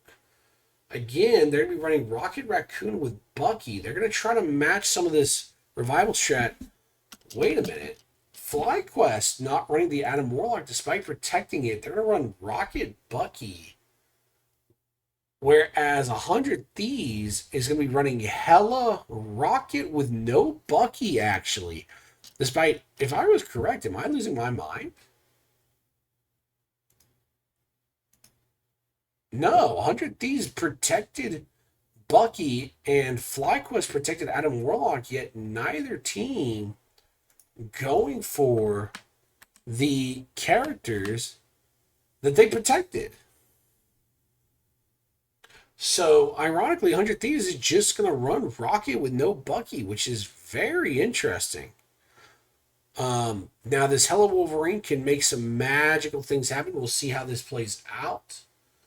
Rocket and Bucky can do some incredible damage. Rocket's going to be really great on defense, just providing that free res. But we'll see how this plays out. The Hulk pick, though, is going to be really curious. I have not seen a Hulk in too many of these games. I'm kind of curious to see what happens. And there's the massive pick. The Bucky and the Wolverine together just taking out Doctor Strange. But Rocket just resing himself as if nothing happened. While that is a Rocket res down, unfortunately, 100 Thieves do get to kind of hold the point here. But Fly is just outputting so much pressure. And it looks like they're going to be able to get the point here. Just absolutely amazing. Just boom. And so they just continue going, moving forward, and FlyQuest does get the first capture. 100 Thieves on the back foot, swapping now to Venom. So we'll see how this Venom pick does. And once again, just getting picked, and goodbye Wolverine.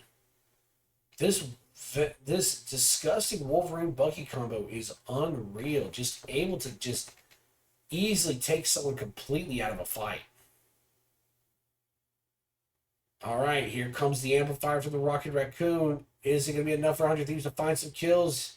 They do get a kill on the tank. And the 100 Thieves just, all they do is get FlyQuest to back off for now. Right now, nothing super crazy is going on. Both teams are just going to hold it together. Right now, Tara is trying to look for an opportunity. Now, we haven't seen him find any real picks yet. It's really been FlyQuest getting some of these more disgusting picks on both sides. We'll see if this Venom ends up doing anything. Both teams are pushing forward. Right now, Hulk is just providing pressure. Looks like the Wolverine's going to ult, but I don't know if he gets anybody. Eye of Agamotto, and he gets pushed back. Showcasing what makes Invisible Woman also incredibly strong. Just knocking back the Eye of Agamotto, preventing him from getting any real value. Absolutely crazy. FlyQuest is trying to push up, but 100 Thieves is just... Even though they lost the initial convoy post, super, unfortunately, it was super terrifying. They're going for Hela. They are trying to prevent this. Unfortunately, she still finds one.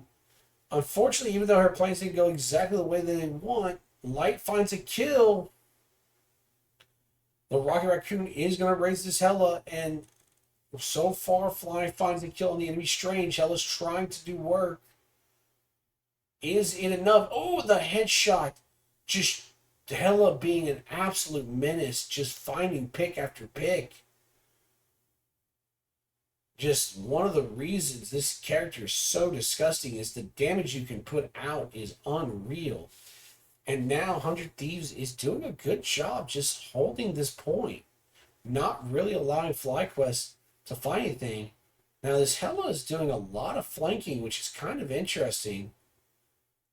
Really using these other angles to just apply pressure and really just look for opportunities to get free headshots. Now, granted, FlyQuest is pushing up, so we have to wonder if this is smart. Gets the kill of the Rocket! Really nasty, really smart, just using her abilities to just get the free snipe on the healer who just couldn't possibly have been prepared for that, and then able to just burn out. Right now, both teams are down 1-for-1, but unfortunately, FlyQuest is the one down a healer, so they've got to back up a little bit. Hela's going to be coming back soon. Is it enough? And it looks like FlyQuest will be swapping off to, instead of the Hulk, to the Venom choice. Hela is looking for it, and Venom just gets some kills. Goodbye, both healers.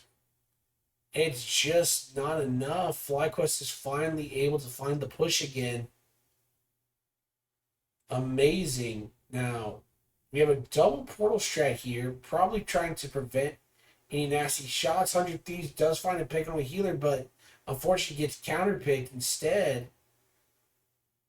Right now, 100 Thieves is just trying to find any way to prevent this point from pushing. Rezzing the Hela, and the Hela immediately finding a pick as soon as she gets back. Right now, this game is incredibly back and forth. Really no sure who's going to win, who's going to lose. It's just going to come down to who gets picked first. But right now, Hela's applying a lot of pressure. Bucky's trying to do the same. Bucky looking for a pick, and he finds one. Is that it? Unfortunately, Doctor Strange is able to make it out. And the FlyQuest loses their Venom. And FlyQuest is just going to bring him right back. These rocket rests back and forth, just preventing either team from finding a clear numbers advantage. And there's the Doctor Strange, Eye of Agamotto. No one dies. Terra trying to put the pressure on, but isn't able to secure the kill. Just all these ults being traded, and finally, Terra and Delina find kills. Sparky does find a kill back onto the Wolverine. Up and on the 100 Thieves, Rocket Raccoon resing and immediately killing the Venom.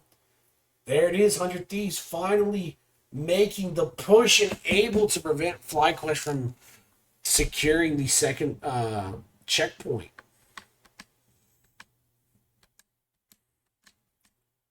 So, again, we're seeing these Rocket Raccoon values are really kind of been very, very meaningful. And it is funny for, again, as a Rocket player, seeing in these programs how much value a Rocket res can give, where congrats, you res somebody and any numbers advantage the enemy team would have is just kind of negated. Meaning that you're really just, once again, both teams are just burning resources, trying to figure out who can win the resource game. But when you have a res, that's a massive resource that if the enemy can't match, it's just game over. And despite looking very weak at the start from 100 Thieves, now they're going to come up and they're going to do an aggressive push. They were able to pull Strange off the point. He's able to fly back up. Right now, Vinny is just holding on to the point. No one's contesting him right now. Now, he is finally going to be contested by the enemy Strange. Now, Sparchief is playing the Hulk himself. Right now, both teams are just playing aggressive. Energy's trying to find some picks, trying to get the rocket, and he gets the rocket! So that's a big deal, but the Hela comes in, comes around. Now, their rocket survives, so Energy's going to come right back.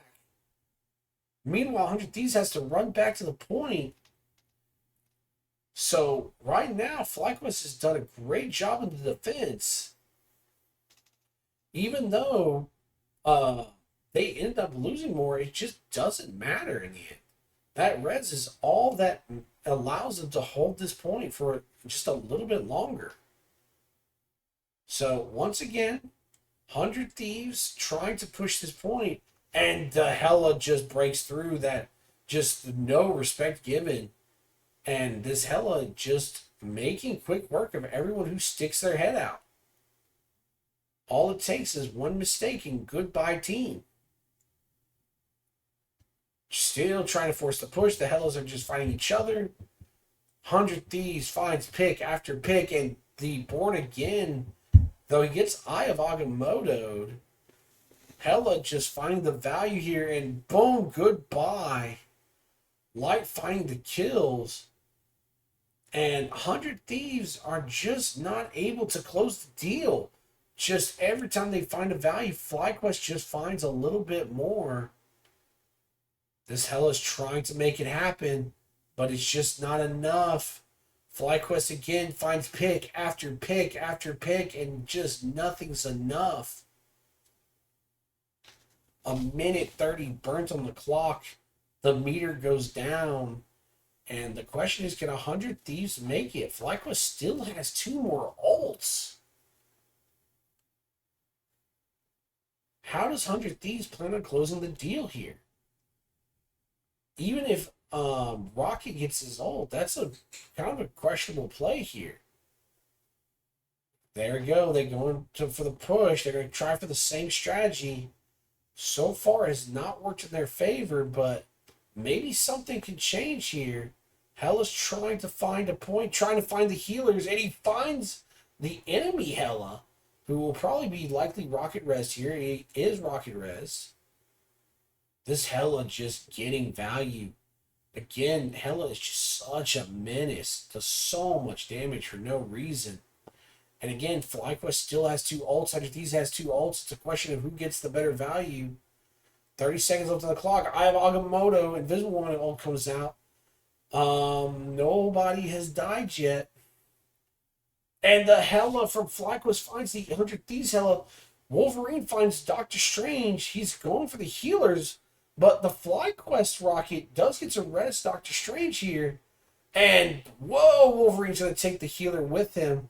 Figures if he's going to die, he's going to take one with him. But unfortunately, that doesn't really massively help the situation because the Wolverine's just going to take out the tanks and just, there's not enough bodies.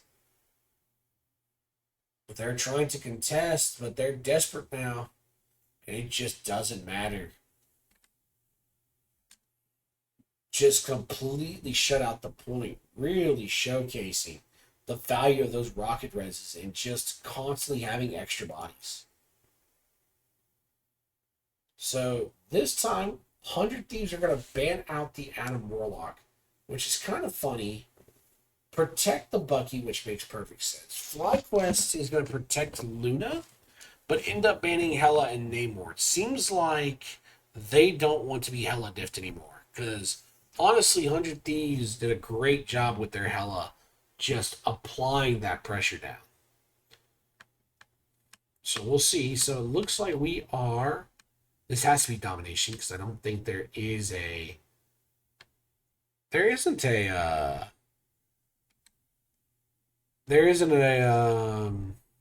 Hydra convoy yet, right? It's only domination. So we can make a push. And right now, taking a look at both teams, FlyQuest opting for a triple heal with a Jeff. Where's my boy Shadow when I need him? Meanwhile, 100 Thieves kind of sticking to more of their bread and butter here. Oh, but Jeff's just popping off, getting that value from the Luna, and just FlyQuest going crazy on the start. I don't think 100 Thieves was prepared for that Jeff damage to come out with the Luna buff. That is the value of DPS Jeff, especially on the push, is if you're not prepared for him, he can get a ton of damage and a ton of pressure out before you even realize he's there.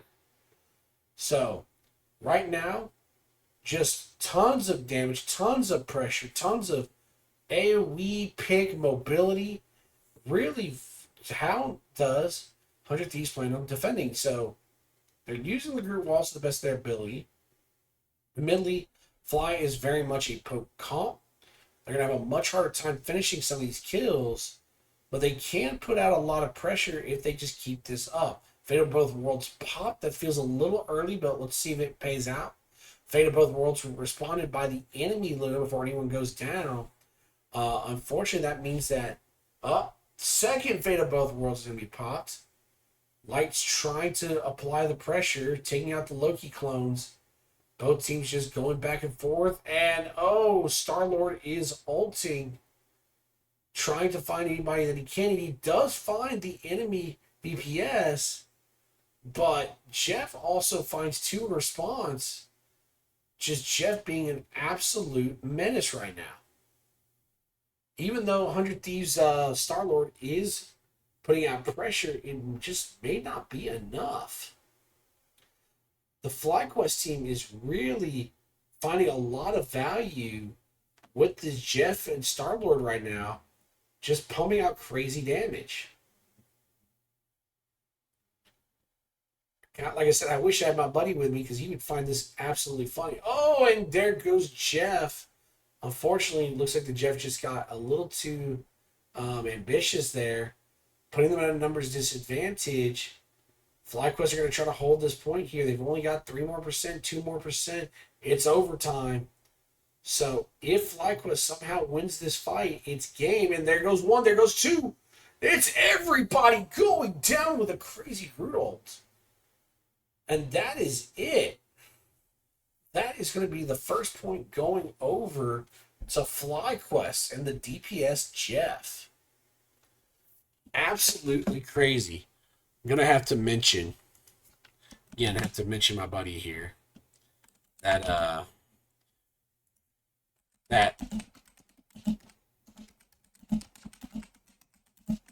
just absolutely crazy seeing Adam Warlock, Rocket, and DPS Jeff. Just absolutely crazy. Absolutely crazy.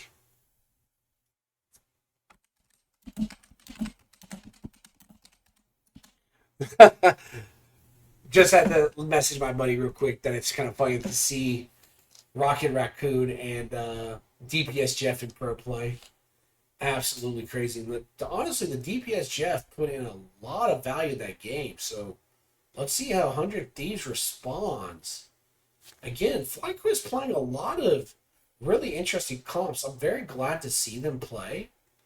Um, and just really glad to see that they're just willing to play some kind of not the same stuff that I've been seeing from other regions, playing some more creative comps and really finding value and success with them. Again, pushing them back, the Star Lord's getting massive value off. Right now, no one's really paying attention. And there comes the Jeff from behind, just finding the ability and popping Fate of Both Worlds early. Both sides forced to pop Fate of Both Worlds. Magneto's gonna be looking for a kill here. Can he find one? I don't know. Does find a kill onto the Bucky. That may be enough. Oh, but unfortunately, Terra on the Wolverine sets up 3, giving 100 Thieves the advantage here. Just absolutely unreal. Just finding the value that he needed there.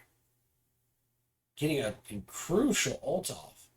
So right now, can 100 Thieves hold down the point?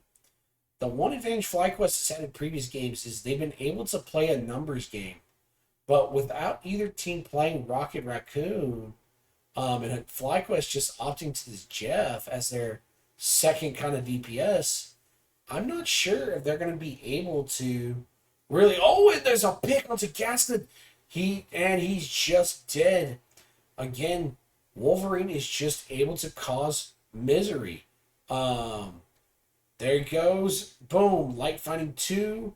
That's all it takes sometimes. The Jeff is trying to solo the Magneto here. He does. Just able to do so much damage, take a bunch of damage, and then just heal it all off like it doesn't matter. And FlyQuest gets the point. Dude, Jeff is a crazy strategist. Really, like, even though he is called a strategist, I will say that's one of the things I think is really interesting with this game is the strategist category. Yes, they are healers, but they don't all necessarily play as healers. And I think Jeff is a great example of a healer that really isn't a healer. He shouldn't really be played as your standard healer that you would normally expect. And oh my god, the Groot ult is huge, but is it enough? And wait, the Jeff ult? Did Jeff get anybody? I don't think Jeff got anybody due to Fate of Both Worlds, and it doesn't matter. 100 Thieves just murders them as they were all balled up, and boom, game, set, match. Is that it? 100 Thieves gets the point. Again, just ultimates. Just in this game, 100 Thieves is just winning the ultimate war. Just every time they're trading ultimates, they are just finding the better ult trade. But sometimes that is what this game is about. Can you find the better ult trade? Oh, there's a pick. Is it enough? Oh, and Terran is not able to land the hook. Or maybe he did. Magneto ulted out of it. I couldn't quite tell because of the motion. Right now. Oh, can she finish it? Oh my god, they do. Goodbye, adios. Getting picked, getting frozen. That's going to be a major important. Fate of Both Worlds popped on both sides. We're just going to watch a DDR match and just wait until somebody gets picked. And there's Armed and Dangerous. Is it enough? Gaskin does finally go down. This Luna is putting out damage, putting out healing. Here comes the claps. Just the applause. And 100 Thieves holds FlyQuest off the point. Trading it back 1-for-1. So, it is so far been a pretty interesting game so far. So it looks like FlyQuest is still going to commit to their comp. No one's made any major changes, which is kind of to be expected. I'm sure both teams are feeling somewhat confident in their picks. FlyQuest just had a couple really bad ult trades. You know, Jeff really ulting for the first time, but being countered by Fate of Both Worlds was incredibly unfortunate. But we'll see who ultimately wins this. Is it going to be 100 Thieves playing kind of the more traditional comp, or Fly with a little bit of a more creative comp? So right now, Jeff here comes again, really showcasing what makes Jeff good, just getting out that major damage with the Luna passive. If you're going to play Luna, why not use all that extra damage from Jeff? Right now, both teams are just putting out pressure. Loki's going to use Fate of Both Worlds, try to help his team set up here. Jeff ults. Doesn't look like he gets anything. Wait, he's got 4. He just puts them out. Unfortunately, there's nowhere for him to really nowhere for him to really kill anybody, so he just has to push him back, which was incredibly sad. But now he's going to get a good flank. Boom. Put that pressure out. And between Groot Wall and Jeff damage, it's just, how do you deal with this? And he's still just sitting in the back line, putting pressure out. Unfortunately, those Loki clones are mitigating a lot of this damage, but it's just, is it enough?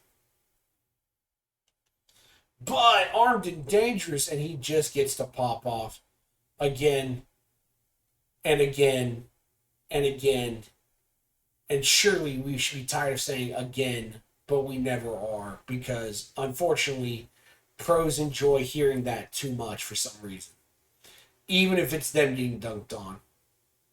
So, that is done. Loki clones continue to provide a little extra rage for the Wolverine, not a big deal. And right now, 100 Thieves has the point. It's not going to be very long before they do it. We have the changing map. Let's see how FlyQuest decides to approach. They're going to come from the far side. Is that enough? And despite the attempted pick, it didn't look like it connected properly. I'm not sure what happened there. Right now, both teams are just kind of forced to wait and look at each other. Terra again goes for another pick, but just whiffs it again. That's 2 major picks. Right now, Jeff is just sitting on the high ground, just providing a little extra healing, but also getting the picks. And is this going to be it? He nom nom nom nom.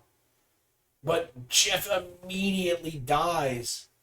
Just instantly turned on. Not getting the value in 100 Thieves, just keeps getting kill after kill. And boom. And despite FlyQuest finding 1 in return, 100 Thieves ultimately gets the win in that fight. So at this point, FlyQuest is in desperate situation. 100 Thieves has 4 ultimates, whereas FlyQuest only has 1. These Jeff ults have not been finding value, nor has he really been able to get many picks outside really that original first game. Which is kind of the tragedy of Jeff, is once he kind of gets his surprise factor out, it's not difficult to play around Jeff. And Meteor M go, and here it comes. And again, the ultimate question: who cares if you have a Luna ult when you can just play Bucky and win the game? Jeff trying to stall for as much as he can, and he just dies, and that's it. Groot ult into Bucky ult is just a recipe for success. And again, it's just like, why do these pros enjoy letting Bucky through? Kind of crazy. But that protected Bucky is giving them absolute value. 13 final hits, Terra finding some crazy picks throughout the game. Whereas you look at the other side, Jeff only really finding 4 kills, not really providing much. And even if you look at his overall damage, not providing even much more has less damage than even the tanks do. Like, just DPS Jeff did not provide much value after that surprise first game, which really kind of makes you wonder, were they expecting more, or were they just hoping the cheese was going to work? multiple games in a row. All right. This is 2-2. This is for the whole victory here. So FlyQuest's going to protect the Adam Warlock, ban out the Magneto. Meanwhile, 100 Thieves will ban out the Luna and the Loki, but protect Bucky. Even though Loki is great fodder for Bucky, ultimately, Bucky is the real win condition here. And they're going to ban out the Hela. They don't want to get Hela diffed again. And FlyQuest's going to hard commit. They believe that the Adam Warlock team up here is all they need to win the game. 100 Thieves, on the other hand, kind of running the same tanks with Strange Groot, but are going to run Bucky, Psylocke. Well, let's see. Hold on. There's still a lot of room for changes here. So they're going to be playing on Midtown. This is a convoy map. This is going to be a real interesting question of... So, as we see, both teams are running very different comps. This is going to come down to who has the better comp, I think, or who plays their comp better. So here comes Infinite Ammo. This is going to be the time for Bucky to put out unrealistic damage. FlyQuest having to kind of cower and hide to prevent their Bucky. The Bucky gets a pick. Is it enough? FlyQuest going in, trying to put pressure out. It's a lot of pressure out, but FlyQuest has all this healing. Whereas 100 Thieves, and they find a pick onto Light. Light just getting caught out again. But again, doesn't matter. Light's going to res 100 Thieves, then finds a kill onto the Groot. And it's just, unfortunately, 100 Thieves are just winning these trades. It doesn't matter that FlyQuest has all these reses if they ultimately just get pick after pick. Super unfortunate for FlyQuest there. FlyQuest looks like they're going to try for something here. We're going to see where they drop their portal. I don't think it's going to be a traditional portal. No, they're just going to go through, just get themselves a little bit closer to the point. Try to just save themselves a little bit of walk time. Again, infinite ammo being dropped. The oh my god, in the Eye of Agamotto. Finding two, and she's just going to look for this Adam Warlock. Prevent the Adam Warlock from getting real value. And here comes the Psylocke, just boom, dance the butterflies. Finishing off the game, and Mantis is going to res there. I don't think that was correct. Probably should have canceled it and saved it for later. That was a really terrible call there. I don't know why she resed. Maybe she thought buying time was important, but I think it would have been better to just save it. Right now, FlyQuest, unfortunately, this is the one problem with ResComp, is it doesn't matter if you have a bunch of reses. If you're just dying an excessive amount of time, all the reses in the world won't help you. You have to be trying to get meaningful trades, and okay, 100 Thieves going for it. Able to get a pick, but is it enough? So far, nothing interesting is happening. Nothing is crazy. Just fight after fight. All the smaller cooldowns in. 100 Thieves finds the pick first. FlyQuest finds a return pick. The Rocket Res brings back the Psylocke. Ironically, 100 Thieves playing the res game. FlyQuest trying to continue resing people, but it's just not enough. And 100 Thieves, oh, and there it is. It's over. It's actually just over. Bucky coming in and just, again, showcasing why this combination of Groot Bucky is so strong. Again, it doesn't matter if you can res your whole team. If your whole team is just going to get immediately clapped by it. And Psylocke just finding the quick pick. Just easily going in. Also using one of my favorite Psylocke skin. Just because, again, for those who are comic nerds, definitely looks a lot more like her traditional comic outfit. And so they're pushing up. And they're so far, Rocket Amplifier down. Resources burnt, and here it comes. This is Dance the Butterfly, and just 1, 2, 3, 4. Does she does find one, but right now 100 Thieves are just keeping up the pressure, and they just are not losing people.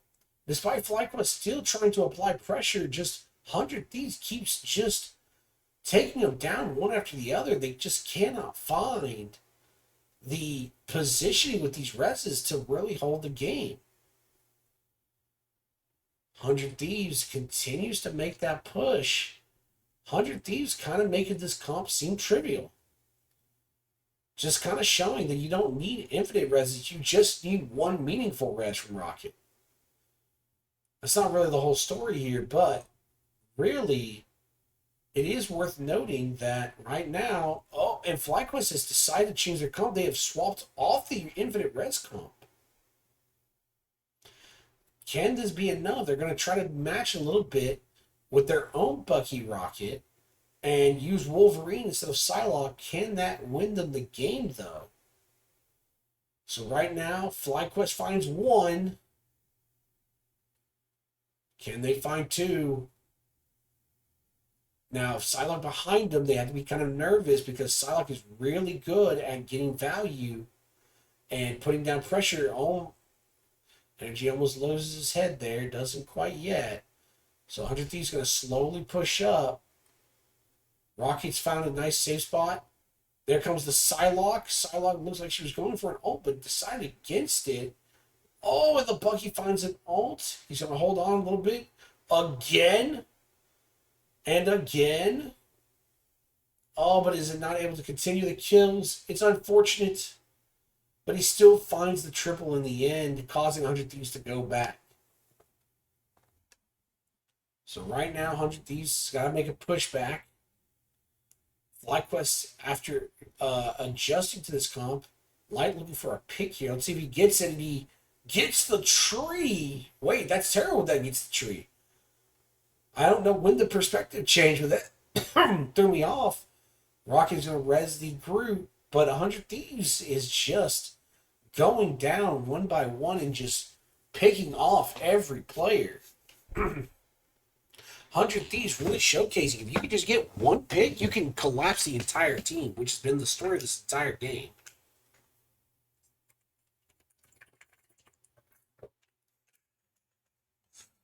It doesn't always take.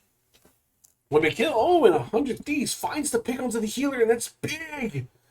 And just again, another fantastic Groot ult combo, this time with the Wolverine. And that's going to be a full push. That's game. So, minute 22 left on the clock, gets a full push. Absolutely wild. Now, the question is, can FlyQuest respond back? And I'm not sure they're going to be able to. There's a possibility that they're going to be shook. And considering that they had to swap off their Adam Warlock Protect, I don't think they've got it here. They are trying to match one for one with what the enemy has, but I don't know if it's going to be enough. We will see, though. The Psylocke is getting interesting value. Tara playing both Bucky and Wolverine found some fantastic picks. We will see. I'm curious how this Hulk is going to do. It is interesting that both teams have chosen to match each other on the Rocket. Again, for those who play solo queue, you probably know how often your team flames you for picking Rocket, but now at the pro level, it seems like if one team picks Rocket, you're kind of forced to match it or just deal with the consequences of, are you comfortable with them constantly having a numbers advantage in these sort of close games?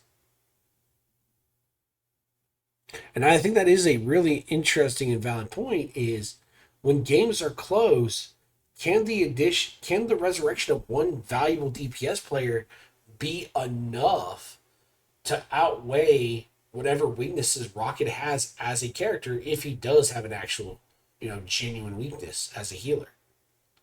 So right now, 100 Thieves kind of letting FlyQuest push up. They're not over contesting. Sonic is trying to look for a pick. Doesn't seem to have gotten anything. And 100 Thieves gets an early pick on the Bucky. Immediately going to get rezzed. So granted, they're not going to have to wait very long, but... And then Groot gets picked. Is it enough? Groot does get picked, unfortunately.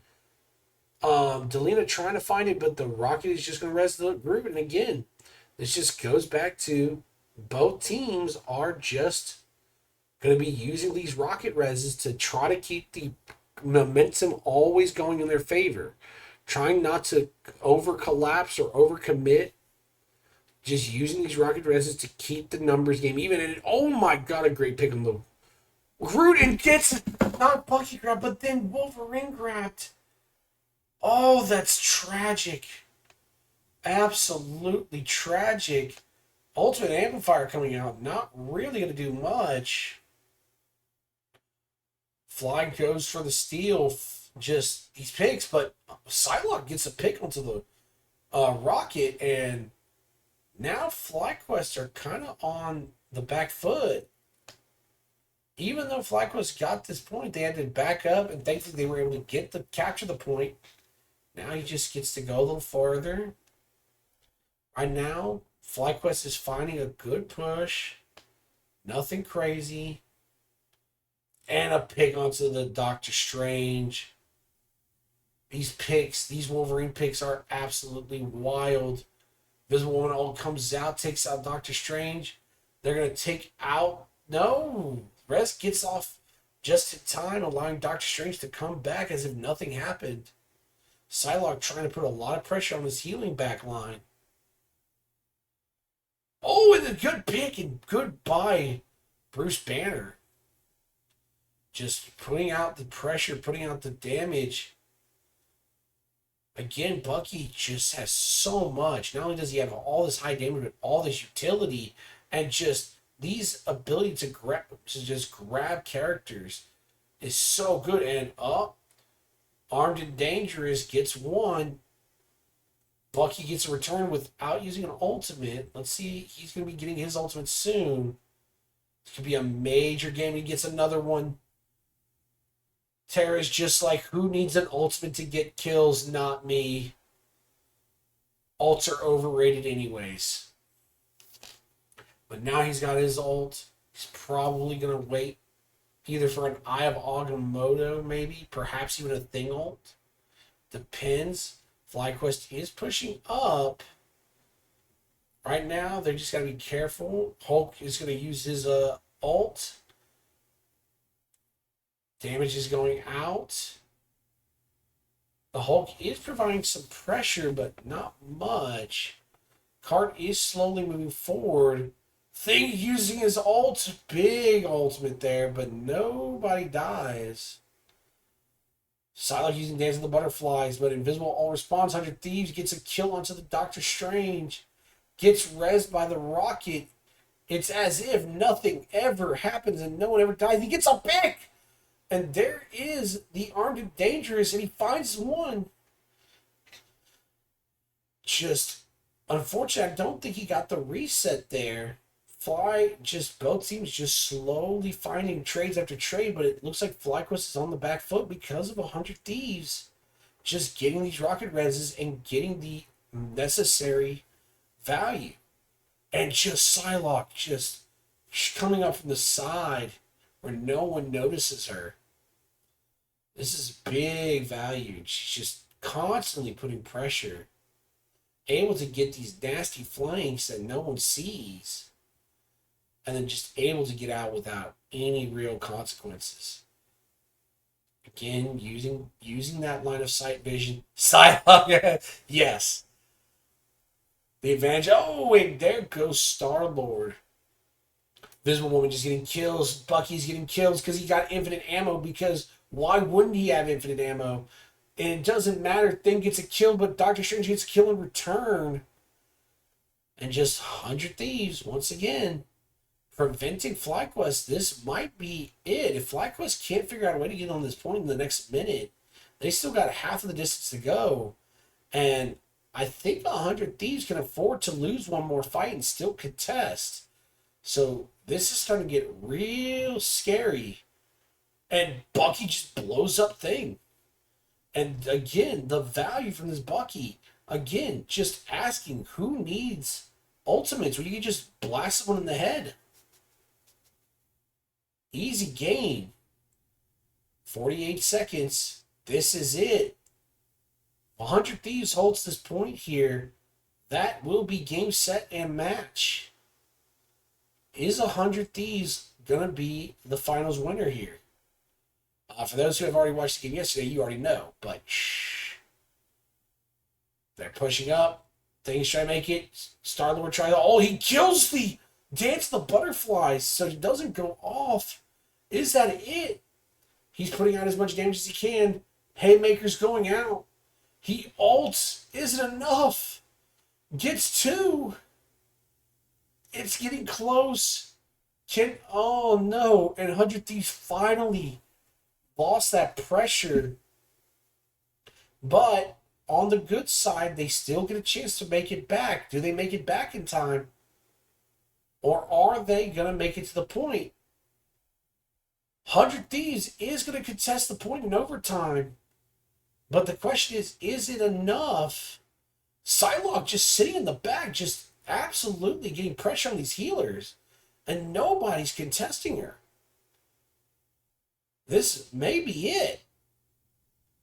We just keep going, and then Bucky pops off again. The Bucky may have just won them the game, and that's it. Game, set, match.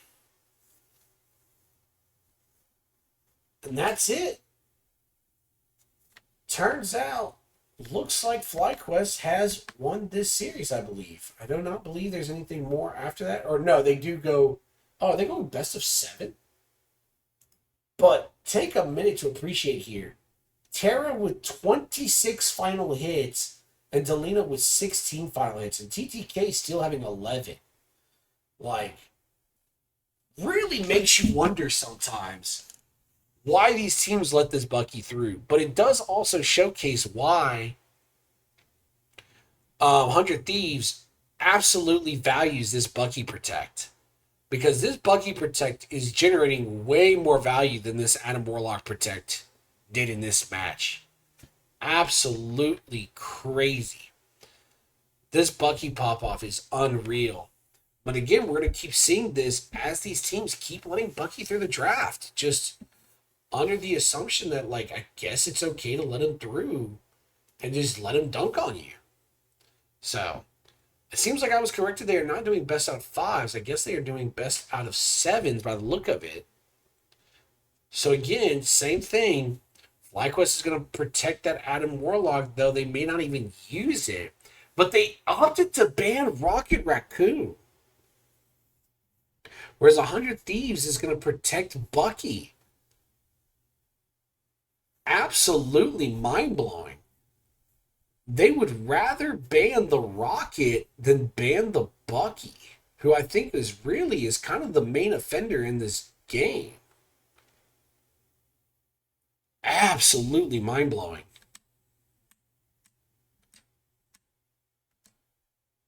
So, game has started.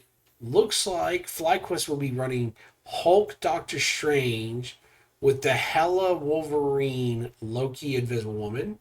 Nothing crazy. 100 Thieves will be responding with their Bucky again, which makes sense. 100 and with Bucky and Hela, they've got a crazy offensive comp. We're going to see if this pays off here. So far, 100 Thieves are slowly pushing the point, putting out a lot of damage. Doctor Strange and Groot are very good at putting out pressure. But Hulk gets a kill on the Invisible Woman, but Bucky responds in return. Again, just showcasing the power of this Bucky. Hela gets a kill. Just continuing to pop off and get kills. Just headshot Hela is an absolute menace. Just boom, boom. The damage she outputs is unreal. So 100 Thieves almost had a push there, but just weren't able to close the deal. See how good FlyQuest does. Hela pumping out damage. Putting out a lot of pressure here. She's going to try to look for a flank, it seems like, which is pretty normal. Or either just trying to find a way to snipe the enemy. Providing here goes Hela, just headshot. And then Doctor Strange finding the kill onto the other DPS. 100 Thieves are just going to have to back up. No way. Just two crucial picks. Again, this Hella just getting those snipes is really just showcasing why Hella is so good as a DPS. Just absolutely just murdering them. All right, Doctor Strange just putting up the pressure, keeping a zone. 100 Thieves struggling to find a way to break past this defense. And give credit to Spark, who's been playing the Hulk, and oh, boom! And there we go. We have set off the Mister again. He's got one more ult charge left. He's going to use it now. Just using the clone to pop him off and reset. Again, kind of makes you wonder why they're letting him through, but Hella and the Bucky just getting those values. Now, it has noted that 100 Thieves have decided to swap to Venom. Not fighting the Groot, and goodbye Hulk. FlyQuest continuing to try to hold the defense here. Trying to go in at the one at a time strat, but it's just not working. Hella Bucky, your top tier. We need to nerf Moon Knight. Shadow is talking straight facts here. Moon Knight may need more nerfs after this competition, even though he has 0% appearance rate. Gotta nerf him. But really, just this, honestly, watching these games, I have been really happy to see there's been a lot of characters played. Seeing more variety compared to some of the other regions. Seeing Adam Warlock getting played, Rocket getting played, even a little bit of Mantis. I would like to see a little bit more DPS variety. It does seem that right now, Hela, Winter Soldier, Wolverine, Psylocke are still going to be some of the best DPS in the game by a mile. There has been a lot less storms, granted, and that does make sense, sadly. But maybe that can change. We'll see. So far, Visible Woman's popping her ult. Boom! FlyQuest gets a pick onto Terra. That's the Bucky down. They return kill onto the Doctor Strange. 100 Thieves getting the return kills.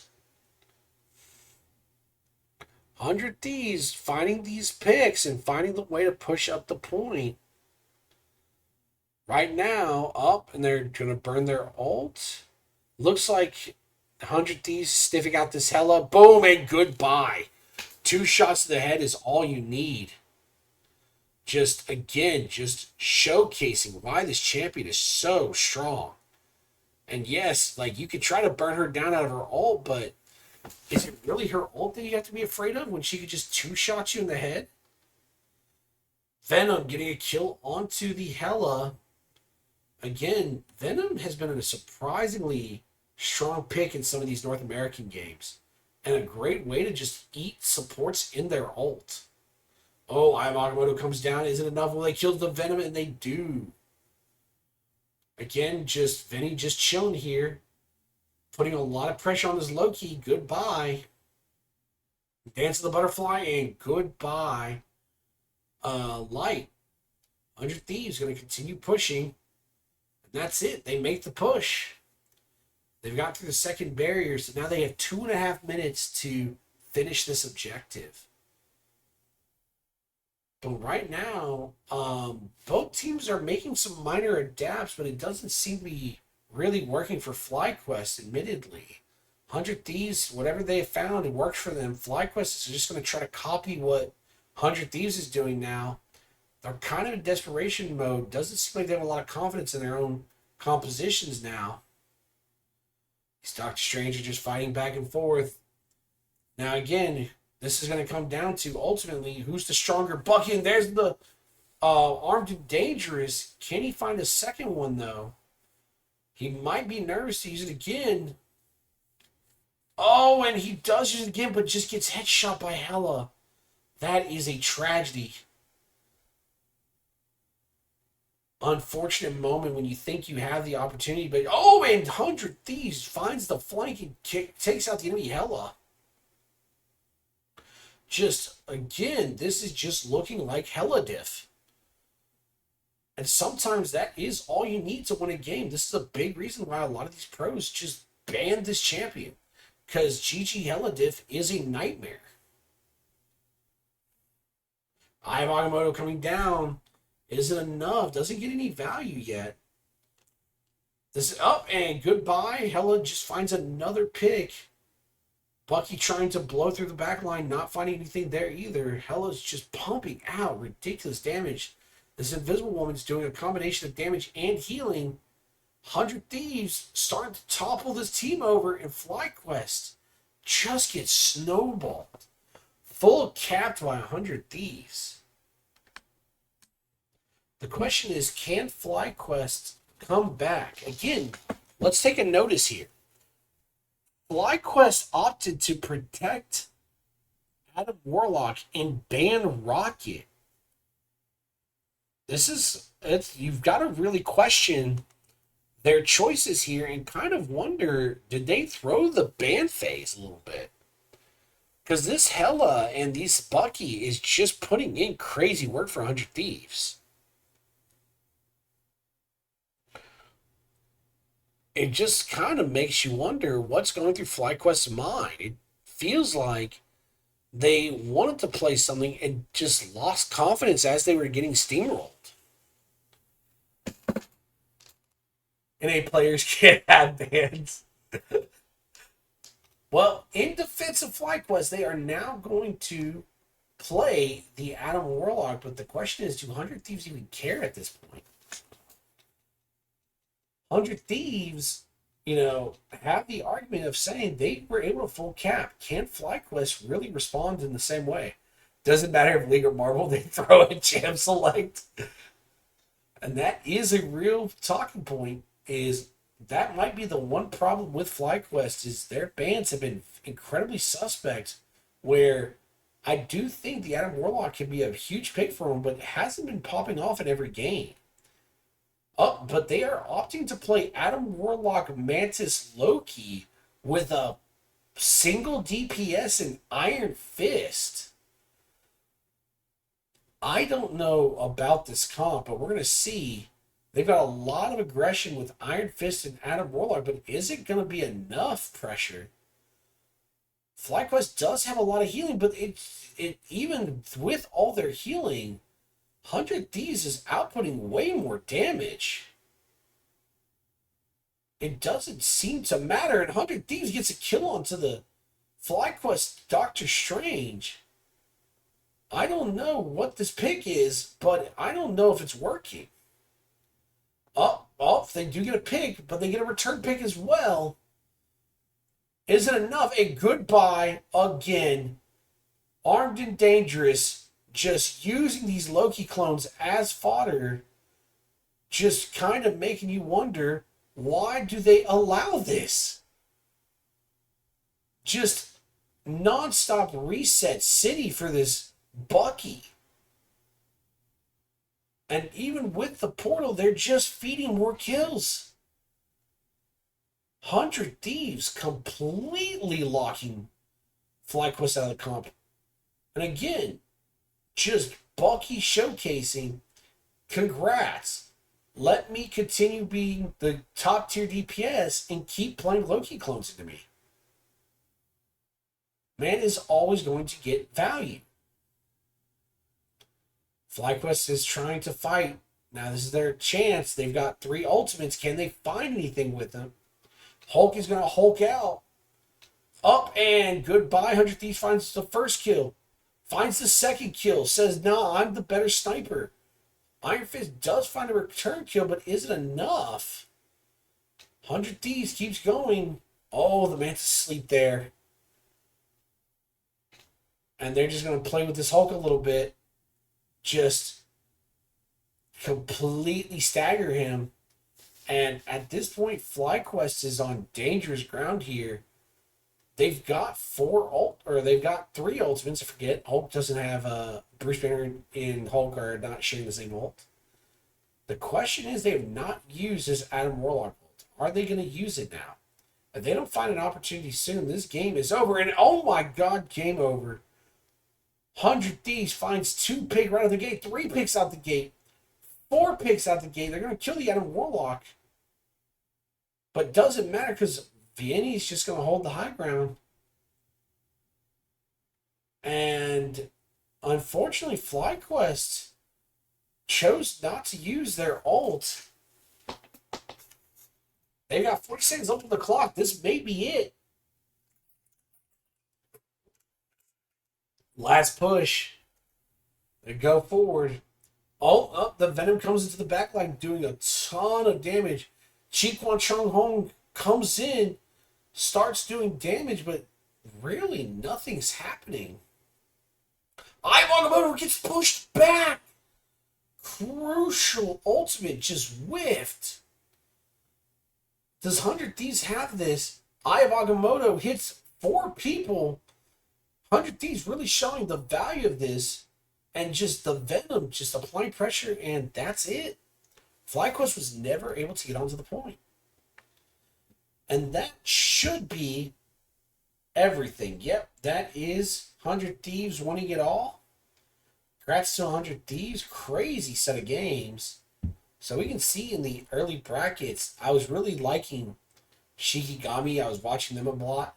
FlyQuest playing some very interesting games. I was actually kind of happy to see it.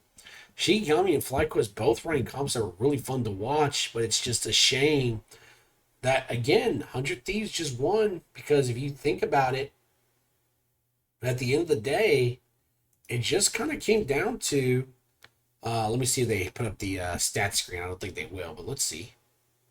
No, they didn't put up the stat screen. I would have liked to have seen the stats, but you could really tell, like, Bucky was just getting so much value throughout that entire game, which was just crazy to think about. That just pros just let him through. Like, I don't know how many times you have to hear again on a Loki clone for you to be like, either we shouldn't play Loki or we should be banning Bucky. And I just feel like it's really weird that so many teams are willing to go into this, like, Bucky shootout. And it's like, congrats, you're going to try to, like what? You're going to both play Bucky, and one of you is going to have a better Bucky, and congratulations, that Bucky's going to single-handedly carry the whole game because you're also playing. The best part is you can't immune it with Loki heals, which is absolutely insane. And again, I know you weren't here for most of the cast, but it's like, because hit ult destroys the relic before it hits the clone, yeah. But the crazy thing is, here's what's even crazier to me, is then you're letting Groot through the ban. And Groot plus Bucky ult? It's like, hold on a minute. Groot into Bucky ult is borderline GG. Like, how are you going to sit there and clearly Bucky is the problem? But it blows my mind that if we looked at that last draft, we're banning Rocket Raccoon. Like, you're the team that plays Adam Warlock. Like, you're the team that likes infinite reses. Why are you banning the Rocket? Like, what? That doesn't make any sense. How is a team whose a lot of their victories literally was the Crux Adam Warlock res suddenly going, well, we don't like dealing with Rocket Raccoon? And we think Rocket's the problem, not the Mr. Again who's dunking on the Loki clone for the 100th time in a row. I just want to know. I honestly swear to God, I will say, I would love to know what happens in some of these draft phases. Because I look at, like, 100 Thieves bans. Luna ban. Okay, Luna's is considered one of the strongest healers and has one of the strongest healing ults in the game. Great. Totally understand why you might want to get that, because it is frustrating to play around. You may not want to run specific comps to have to counter Luna ult. Totally get it. Banning Star-Lord. Star-Lord's incredibly powerful. Like, if they have Adam Warlock but you ban Star-Lord, what are they going to do with that? Star-Lord's the real threat. Adam's just taking a Star-Lord and making him more annoying. Star-Lord doesn't need Adam. Adam would rather probably have the Star-Lord more instead. And then protecting Bucky, like, Bucky's a win con.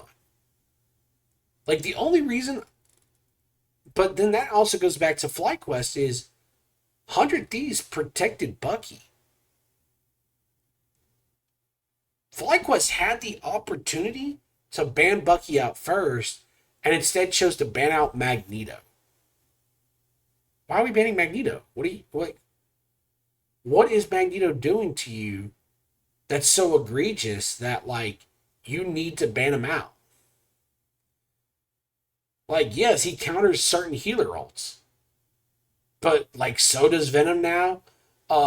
Bucky going through these Loki clones and just making them trivial. Like, I don't understand what the thought process here.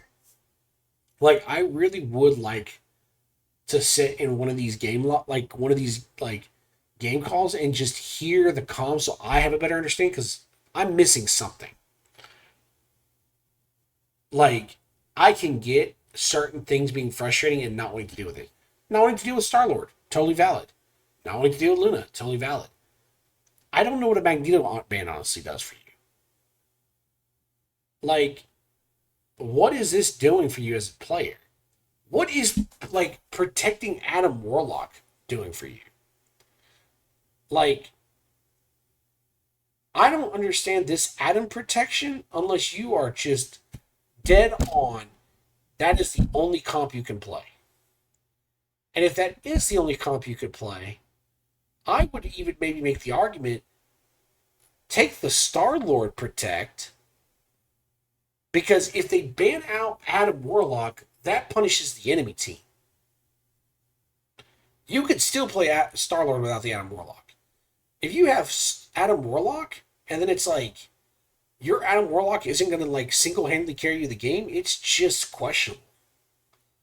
So, but I think that's it for today. I've streamed for close to 3 hours today, which is kind of impressive. I wasn't actually planning on streaming quite that long, but that's a good place to stop. A good place. It was fun to watch these pro games and reflect on what these teams were doing. And honestly, again, I'm glad to see that at least in NA there was a little bit more variety. I felt like in the comps, whereas when I was watching like Oceania and like Asia, I felt like I was seeing a lot of the same comps again and again.